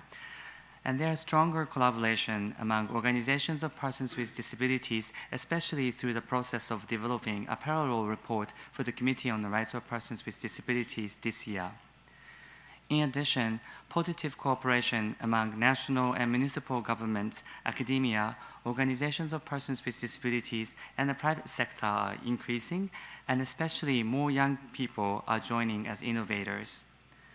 Inclusion of community members as partners for disability-inclusive society is a key, and mobilization of supporters among community members through the Empower project have been implemented by municipalities, schools, and private sectors. Importantly, multiple options in information delivery and service provision are gradually becoming to be standard in transportation, education, and information. In addition, the principle of not alone, but can be alone too, are increasingly recognized in various disaster risk reduction and humanitarian efforts. There are various visible outcomes of these. For example, many train stations in urban cities are now equipped with platform doors which can prevent falls for anyone, including those who are with disabilities, older persons, and children. More voice guidances are installed in public transport at various levels, including at entrances, elevators, and restrooms. Before, subway maps in Tokyo indicated information only in colors, and they were not accessible for some people with colorblind. Now there are more information other than color differences included in the map, and this made the map accessible to children, tourists, and others too. The University of Tokyo made our campus map together with organizations of persons with disabilities. This indicates accessible routes, accessible restrooms, and accessible information desks. In addition, the government and municipalities prepare hazard maps so that inhabitants can predict what kind of disasters can happen and prepare for them in advance. And these maps are now being transformed to be accessible through 3D maps, voice guidance, and others. Further, an increasing number of fun events where many community members can learn about the social model and inclusion are being organized. Younger generations especially have very advanced perspectives in diversity and inclusion, and it is important to update our approach. This includes sport events tagged with the Paralympic, as well as collaborating with various fashion brands and other companies to promote mutual support by the Empower Project. The Empower Project was started by young people and becoming a big movement in Japan. In the project, young people are mobilizing public and private sectors and simultaneously providing workshops on social model for younger generations. In addition, more apps and other technologies are developed to promote accessibility and participation in many ways. For example, the University of Tokyo, the Microsoft Japan, and POKE, an organization of persons with mental health conditions or psychosocial disabilities, are brainstorming innovative accessible technologies for persons with invisible disabilities. With the government fundings from the Agency for Medical Research and Development Japan, as well as the Permanent Mission of Japan, we have been working on distance capacity development of key stakeholders worldwide, together with the UN agencies, the government, and municipal authorities in Japan, Muntinlupa City in the Philippines, Malaysia, and Thailand, and organizations of persons with disabilities. These include the Psychological First Aid e-orientation and Disability Inclusive Humanitarian Action e-orientation based on the recently published ISC guidelines on Disability Inclusive Humanitarian Action, for which I'd like to thank Gopo for his strong leadership. And these e-orientations are currently field tested in the Philippines and Thailand. There still have been challenges with collecting data related to disability inclusion. In order to address these challenges, first of all, we have developed and started to use human rights-based well-being checklist and disaster preparedness for resilience checklist, and utilizing these with the Washington Group's short set of questions in Japan and other countries. These checklists will soon be published in a UNU and the University of Tokyo report and open for use for free. Further, same people tend to have represented persons with disabilities for long in many settings in Japan so far, and this has been making those persons with disabilities too busy, and at the same time had limitations on obtaining diverse perspectives among persons with disabilities. Now we are trying ways to reach out and listen to unheard voices of persons with disabilities who have not been represented. I thank DESA and all the participants for this great opportunity to learn from each other, and looking forward to future collaboration with all of you to realize inclusive society for all. Thank you very much.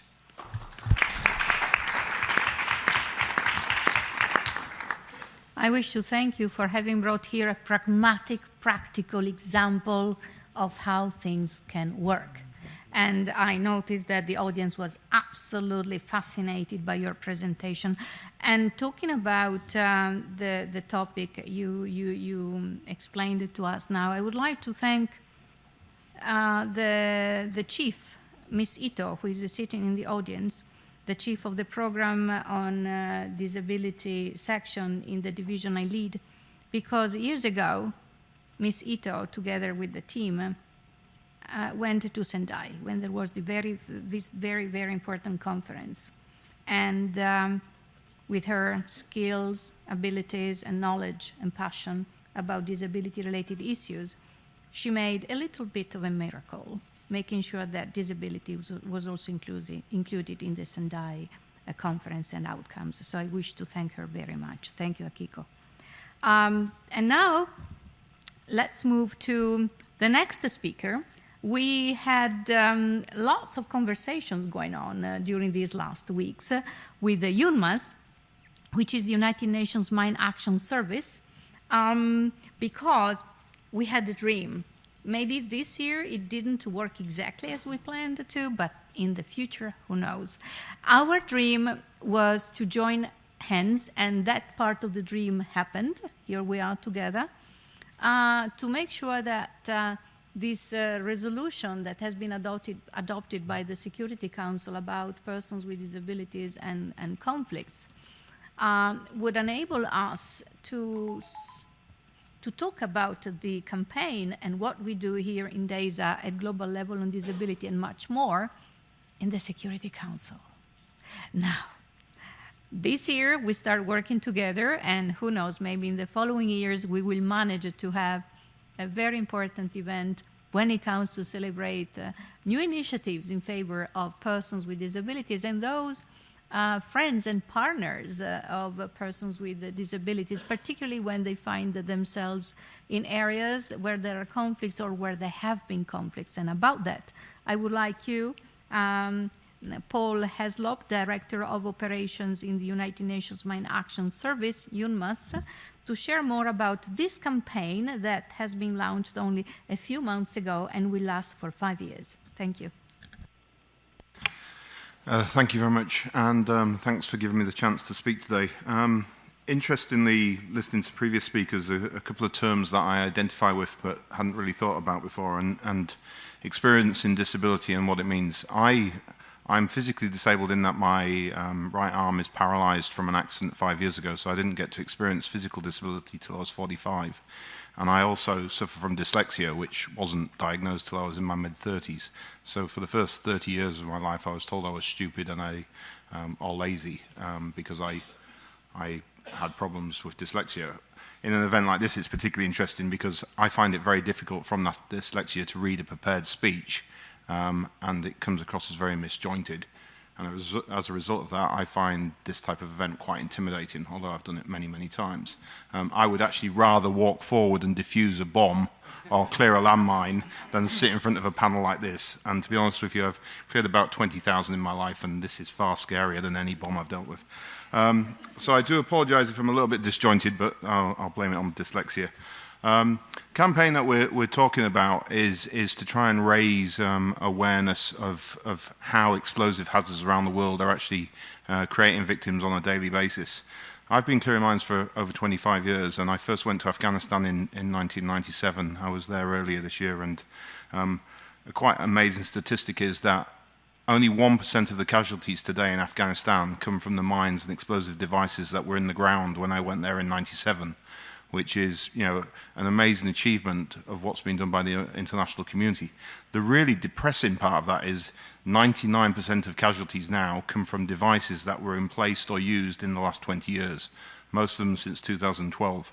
So for 20 years, between 1990 and 2012, 2015, the number of casualties around the world from mines and explosive devices was dropping steadily. Unfortunately, because of the use of or the widespread use of explosive devices in various forms, particularly the IED, countries like Syria, Iraq, Afghanistan, Somalia and Mali, the casualty rates are rapidly increasing, and we're seeing a very backward step. So one of the things we're trying to highlight to the world is that the best way of not having to help victims is, or people with disabilities from explosive devices, is for them not to be killed or injured by them to start with. One of the core pillars of mine action is victims and assistance to victims.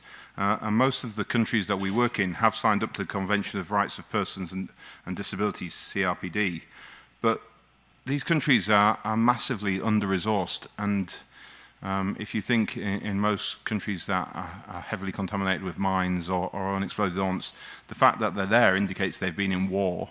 And often it's the poorest of the poor who have no choice, so the people who live in these communities where there is explosive hazard present. So it's not just an issue of they were in the wrong place at the wrong time, but it tends to, again, heavily influence or heavily affect the poorest of the poor. And it may be women going out and collecting firewood, it may be children collecting scrap metal, or it may be men and boys trying to reconstruct their homes. But it's, this is an issue that will only be addressed if we keep highlighting it and we keep bringing attention to it. Emergency medical care and prosthesis, organisations like Handicap International, Médecins Sans Frontières, the ICRC, without support to those type of organisations, again, there is no emergency medical cover. You have no hope if you step on a mine and you're hundreds of miles or days of travel from the nearest medical facility. So, assistance for victims needs to be spread across all aspects, from trying to prevent somebody stepping or activating a device to start with through risk education or through actual clearance, through to ensuring there's emergency medical care in place to assist those who are injured as a result. The UN have developed a 5-year strategy, our third 5-year strategy for mine action, and integral to that is highlighting the needs to provide support to people with disabilities and to ensure victims are given the priority and the attention they need. But one of the challenges we have as well is, if somebody's lost their leg in a car crash or from a chainsaw or, any diabetes, why would they be treated any differently to somebody who stepped on a mine or injured from an explosive device? So it's always about keeping in balance and ensuring that, as has been the theme today, nobody's left behind. One of the areas we want to highlight through the campaign, which is called Safer Ground, is how important sport can be. And what we're trying to do is build on something that we first did when I first started clearing mines in Mozambique, was to prove to the local village that it was safe. The deminers would play a game of football in front of the village on the area we cleared, so they could see that we were prepared to run around and kick a ball. And I'm not very good at football, I'm more of a rugby player. But we would run around and we would kick the ball around and show the village that the area we cleared was safe for the communities to use. Literally, if you want, proving it with our own legs. So the idea of Safer Ground grew from that, so that what we were trying to do is initially identify areas that have had some form of contamination, like the sports stadium in Mosul, sports stadium in Fallujah, Somalia, areas in Gaza, that we can clear and that we can then play a sporting activity, hopefully gaining some form of media attention and raising the issue. And then the funds that are raised from that will be used to invest in providing support to victims. We've got a very short video, and if we could play that now, please. It's narrated by Daniel Craig. He sounds a lot better than me.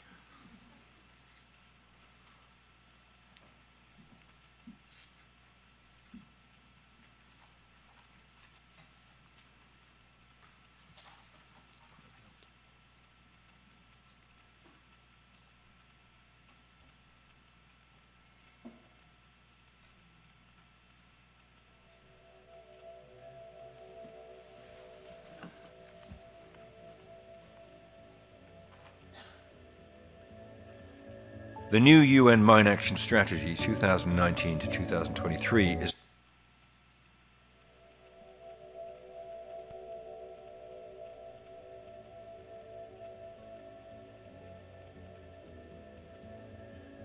The new UN Mine Action Strategy 2019 to 2023 is accompanied by a global 5-year campaign, Safe Ground, which is designed to bring attention and assistance to the survivors of armed conflict.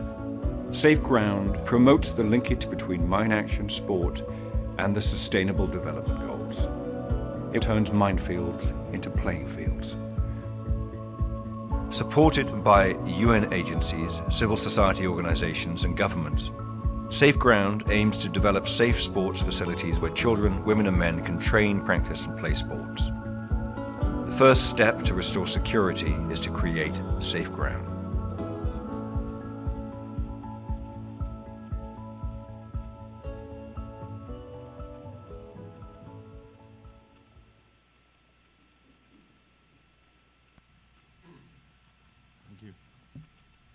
Thank you. Well, thank you. So actually, this gave me the opportunity to remind to the audience that in the afternoon today, from 3 to 5, the focus will be on sport. as an enabler of development and peace, sport for all. And I saw then in the pictures also children wearing the Pirelli T-shirt that is part, and those kids I think they belong to the intercampus initiatives that are clubs around the world. And we will have intercampus and inter present this afternoon together with many, many other very important speakers. So they will share more about the beauty of having children with all kinds of abilities playing together.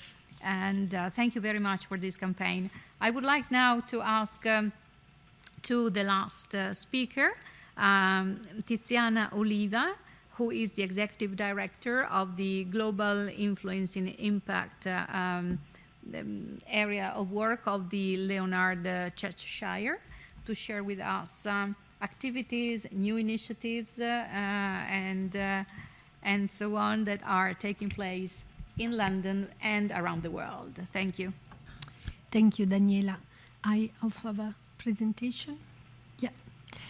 Okay, so I'll also offer, as a couple of my colleagues, some more practical elements to disability and hopefully positive input into it from the field. So I represent Leonard Cheshire, which is a pan-disability organization that has been in operation for over 70 years.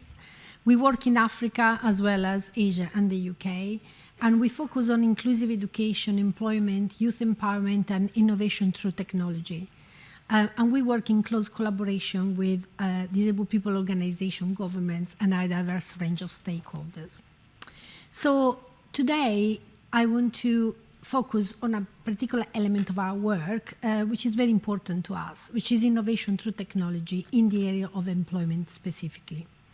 So in our work in the past decade or so, we've seen the potential for technology to be a game changer in the area of employment for persons with disabilities.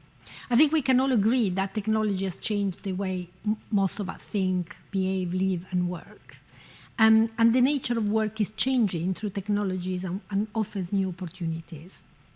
As an example, video conference and cloud technology is changing the geography of the workplace, so the need or not to be in a particular location. Artificial intelligence can process and analyze a vast amount of data in seconds and has application in every job and every task nowadays. Simple mobile technology as well as smartphones provide actually a powerful tool for accessibility and reach, although it's not always that evident. And access to the right assistive technology might actually mean the difference between being confined to a life of poverty and isolation or having the opportunity to work, earn a living, and actually be included in society. So specialist assistive technology is already extensively available, but mainstream providers, importantly, are increasingly including it in their products. And most of you wouldn't even know, perhaps, but your TV is probably quite accessible. And this makes it more affordable and readily available. So at Leonard Cheshire, we firmly believe that universal design should be at the core of everything, including workplace solutions. Next slide, please. So in the last few years, Leonard Cheshire has done much research, development and testing around technology as a means for inclusion in employment and economic empowerment for persons with disabilities. So we know, for example, that basically every country, and that includes the UK, the US, let alone countries in Africa and Asia, have a percentage of employment of persons with disabilities that is not satisfactory, to say the least, unacceptable in some cases. We firmly believe that technology does offer an opportunity to shift that percentage and to actually shift that needle, finally. In our programs, the way we operate, people receive an end-to-end support to enter or remain in employment or self-employment. And that enables them and their family to secure sustainable income, but also support their status into society. Some example of innovation that we have introduced in the end-to-end support. For example, we have developed something we call virtual resource centers. These enable persons with disability to access services and support without actually getting to a physical place. And that significantly increases reach and use across the country. So we tested it in India, and we outreached last year thousands of people. And we're now planning to take this in several countries, including countries in Africa. In collaboration with other stakeholders, we developed something we call Jobability. And it's basically an online portal which matches job seekers with accessible employment opportunities and provides useful resources and information for job search. We have launched this year a number of pilot initiatives. One of them is a mobile application of Jobability, which means that it's now available in every mobile device. And another example is the development of an assessment tool that supports job seekers to digitally register themselves in an easy, engaging, and, of course, accessible manner, which starts them on the important pathway to employment. We are now building on this work, and we are developing something we call a full digital pathway to employment, which is supported by our Research and Innovation Lab.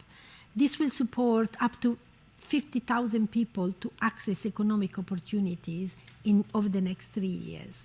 The approach is being tested in a number of countries, and that includes Kenya. In addition, we've carried out and we're exploring the additional cost of disability for employment so that can inform inclusive social protection schemes so that it can support people into the workforce. Next slide. In order to support technology outreaching and benefiting as many people as possible, we have been involved in a number of projects in partnership with private sector and technology companies. We are fortunate enough to have an in-house first-hand expertise, and that has enabled us to input at design point in devices and applications to influence making devices and applications accessible from the very beginning, which makes it also a lot cheaper than adjusting things later. So we've worked, for example, with actors such as Microsoft, Google, and Apple.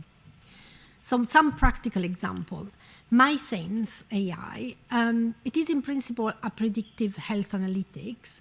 However, it does much more than that. It can detect and monitor general well-being and a number of potentially unmet needs.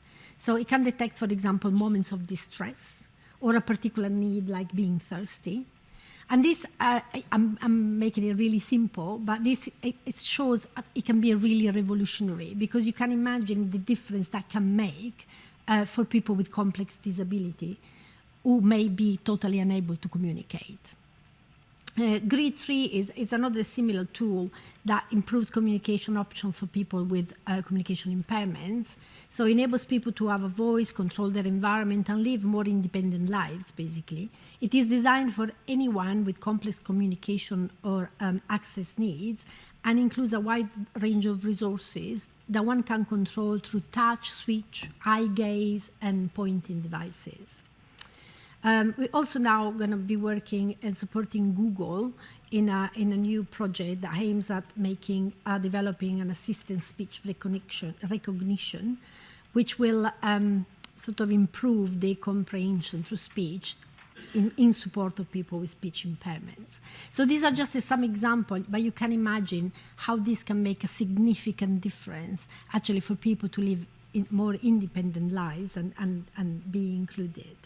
So, as said, at Leona Cheshire, we firmly believe that technology as a means for inclusion is a game changer and will enable people with disabilities all over the world to live increasingly independent lives. Thank you very much for listening, and happy 3rd of December, everyone.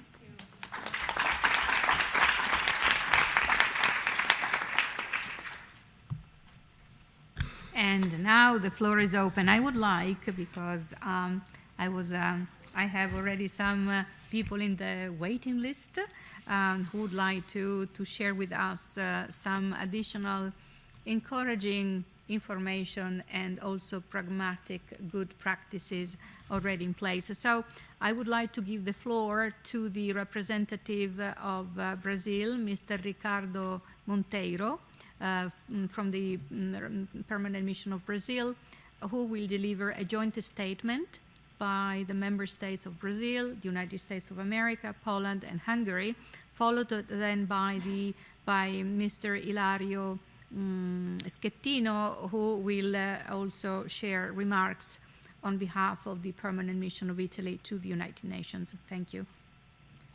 So, Mr. Monteiro. Thank you. Thank you, Madam Chair. Would also like to thank the members of the panel for their insightful contributions. Madam Chair, I'm delivering this statement on behalf of Hungary, Poland, and the United States, and my own country, Brazil. Our countries welcome this very important event to celebrate the International Day of Persons with Disabilities. We'd like to seize this opportunity to announce that our 4 countries have decided to come together to launch an initiative called Partnership for Families in order to engage with the international community, raise awareness, and promote family-oriented discussions in the international agenda. Given that this year is the 30th anniversary of the Convention on the Rights of the Child, we wanted to discuss the critical role families play in empowering children with disabilities to be fully included in all aspects of society.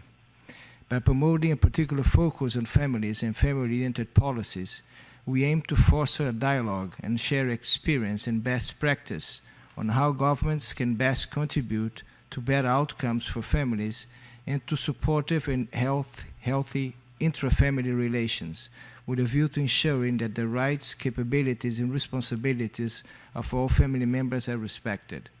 Children with disabilities and their families constantly experience barriers to the enjoyment of their basic human rights and to their inclusion in society.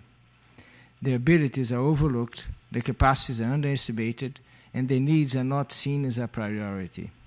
Yet, the barriers they face are more frequently as a result of the environment in which they live than as a result of their disability. Environmental barriers come in many guises and are found at all levels of society. Such obstacles may be physical, for example, barriers in public buildings, transportation, and recreation facilities. They may also be attitudinal. Widespread underestimation of the abilities and potential of children with disabilities creates a vicious cycle of low expectations, underachievement, and low priority in the allocation of resources. Families play a critical role in the lives of children to help overcome these challenges.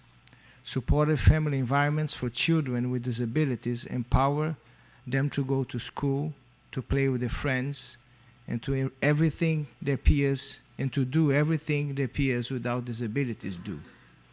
Despite the progress made, several families still face many challenges, especially those living in poverty. Poverty is a pervasive barrier to participation worldwide and imposes a higher burden on persons with disabilities. The costs of caring for a child with a disability create further hardship for a family, particularly for mothers who are often prevented from working and contributing to family income. Supporting and investing in families is a key to upholding human rights, ending poverty and hunger, ensuring a healthy life, and promoting well-being for people of all ages, as well as lifelong learning opportunities for all. Supportive families have a crucial role in contributing to better education outcomes for children, including early childhood development and ensuring the full enjoyment of the rights of persons with disabilities. Family-friendly public policies contribute to breaking the intergenerational cycle of poverty. Madam Chair, as we think about these situations, we wanted to ask the panel, what more can we do as the international community in order to empower families and give them support to address barriers persons with disabilities, in particular children with disabilities, face and promote their human rights? We are convinced that supporting and investing in families through tailored, inclusive family policies is one of the best ways to achieve a more inclusive, peaceful, and prosperous society.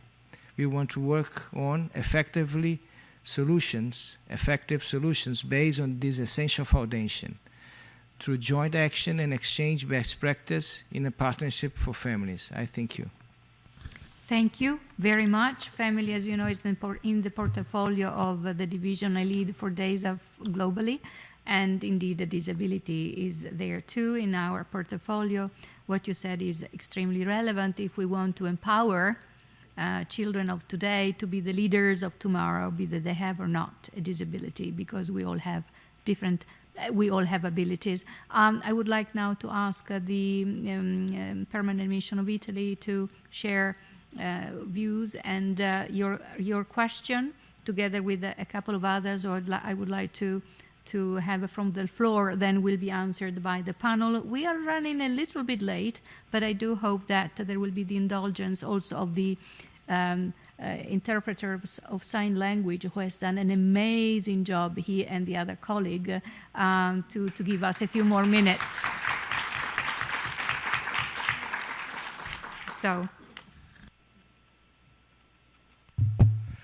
Thank you very much, Daniela. Daniela, I take this opportunity to thank and join Des and all the presence in the observance of the International Day of Persons with Disabilities. I mean, as you know, the promotion of rights and human rights of persons with disabilities has been traditionally one of the cornerstones of Italy's foreign policy in the field of human rights, especially currently as we are members of the Human Rights Council. It's an effort that dates back very long ago from the work that my colleagues in the mission made in 1987, when, as you know, the first draft of the future convention on the rights of persons with disabilities was laid out on the focus that we give particularly to mental intellectual disabilities, since the work of Franco Basaglia back to 30 years ago. And we also boast a very thriving civil society engaged in this sector. I'm happy that you mentioned the presence later today by Inter Football Club through their non-profit social project of Intercampus, with which I'm very happy to further our cooperation. And coming to also this panel and the new initiatives in the sector of disability, I'm very pleased to announce that Italy is ready, and they will do in the very next day, to fund for the first time the UN Voluntary Fund on Disability. And that's something that we believe, especially when we talk of voluntary funds, we believe that party states' commitment to advance a cause can be shown. We will be in touch with you, with your unit, how to which project to focus on to best address the rights of persons with disabilities. But I believe that a toolkit, the one on disability for Africa, have always attracted our attention, and we believe that it will be worth investing on it, perhaps envisaging a module on sport and disability that I know is lacking in the current toolkit, and that could, in our view, promote a stronger, higher accessibility of persons with disabilities, and couple make it possible a joint implementation of both the CRPD and the Agenda 2030. Thank you. It's always nice when countries decide to support our work with donations, and actually I'm inviting everyone to think about that. All stakeholders follow the good example of this new initiative. Thank you so much. Now I would like to ask the lady with the beautiful long curly hair. Yes, you, and maybe. We are really, ladies, yes, I know that we are very active. And you then, thank you very much. So you first, thank you. Hi, my name is Lachi, and I'm very excited to be here, and thank you for hosting this, and thank you to the panelists for sharing all your contributions for people. Hi, my name is Lachi, and I want to thank you all for the panelists for sharing your great contributions. I actually really heavily related to the gentleman with dyslexia about how people would call you other names other than your actual disability because they didn't realize you were disabled. I feel like a lot of children have to deal with that. But that's not what my question is.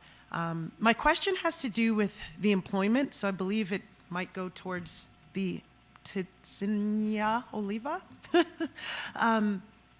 I myself, as a musician, have found a lot of success in the gig economy.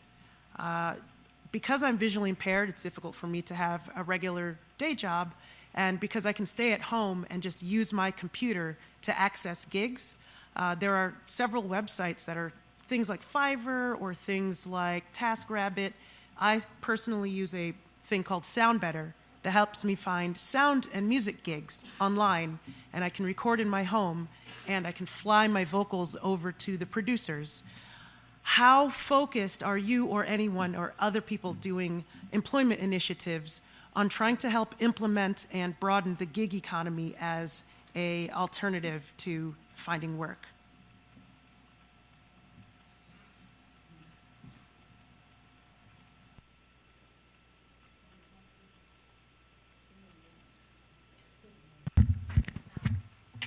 No. Thank you for the opportunity to speak. My name is Rasha Mohammed. I'm Amnesty International's Yemen researcher. And I have to say this was an incredible panel.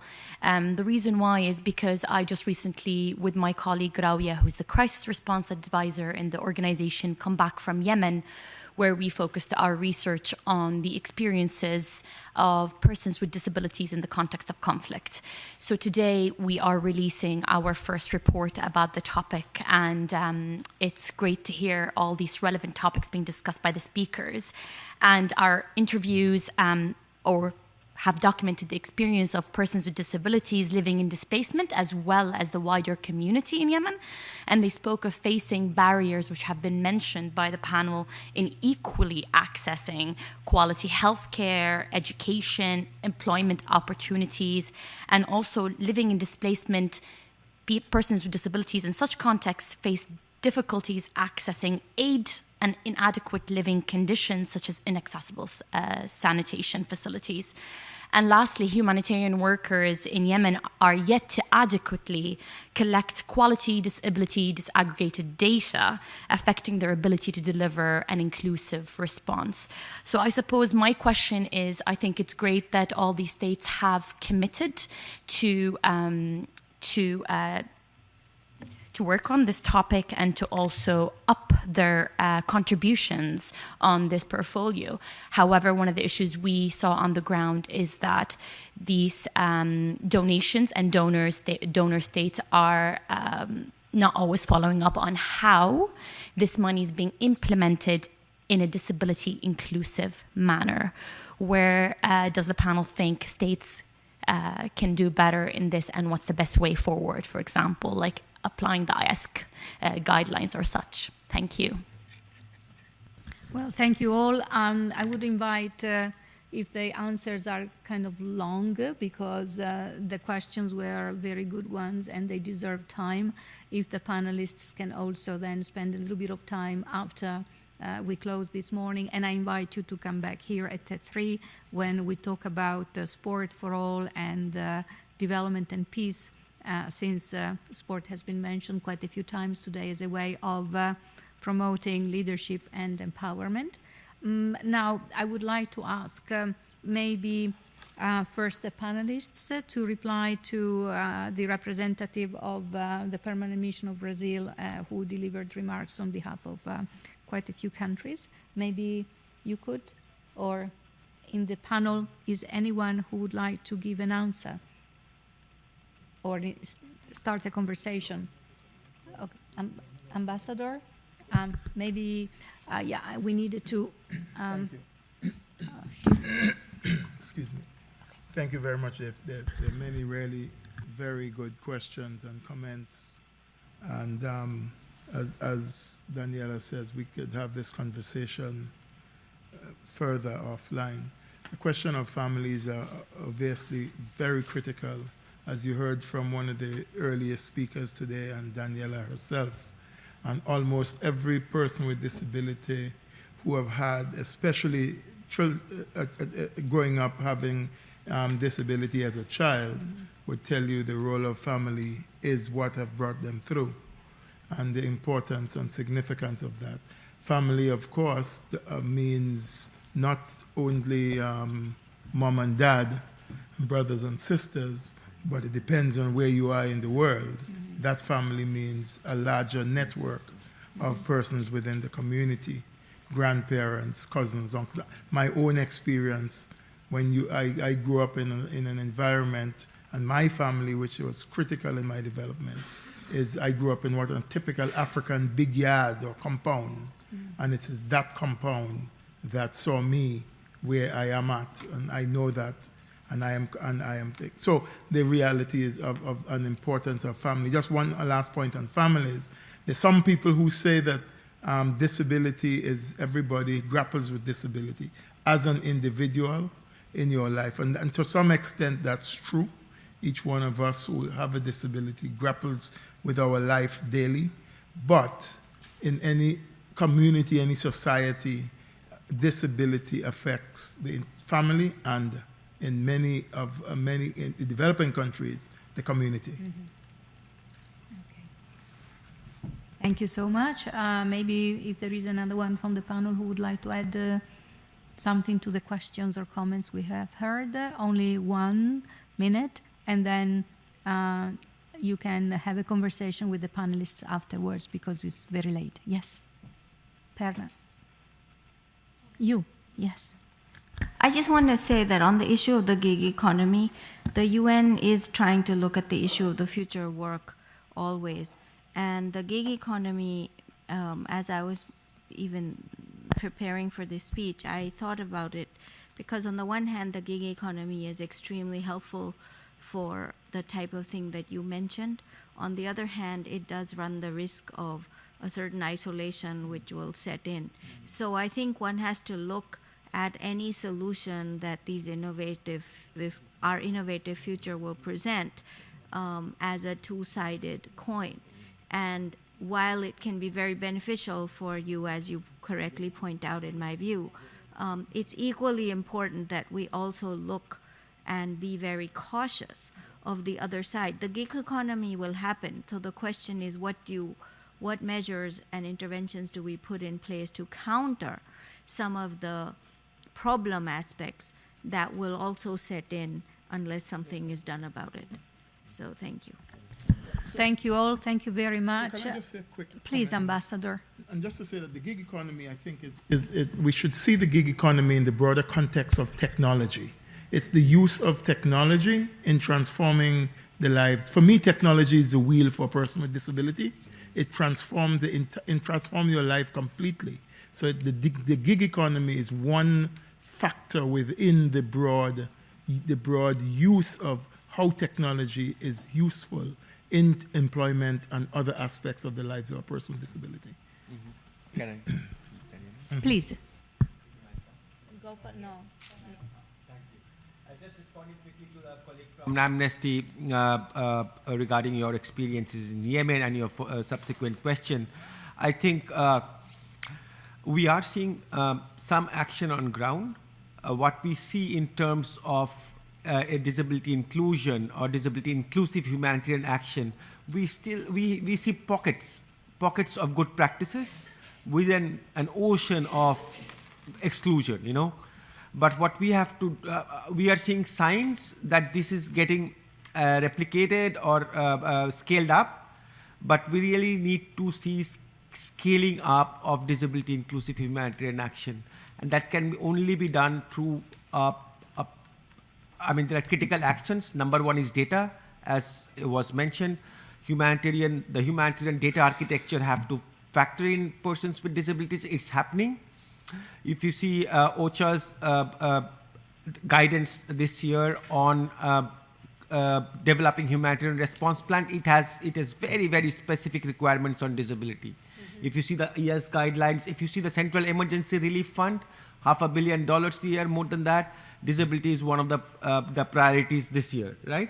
So we are seeing action. It has to be accelerated, and initiatives like the IASC guidelines, the United Nations Disability Inclusion Strategy, which covers all the 3 pillars and so on, can really bring all this work together and help us move ahead. Thank you. Thank you again. Thank you to the audience. Thank you to the interventions. Thank you to the panelists. I think we have already identified a couple of issues that really triggered lots of conversation here. Thank you. And I wait for you back here at 3 p.m. sharp. Thank you.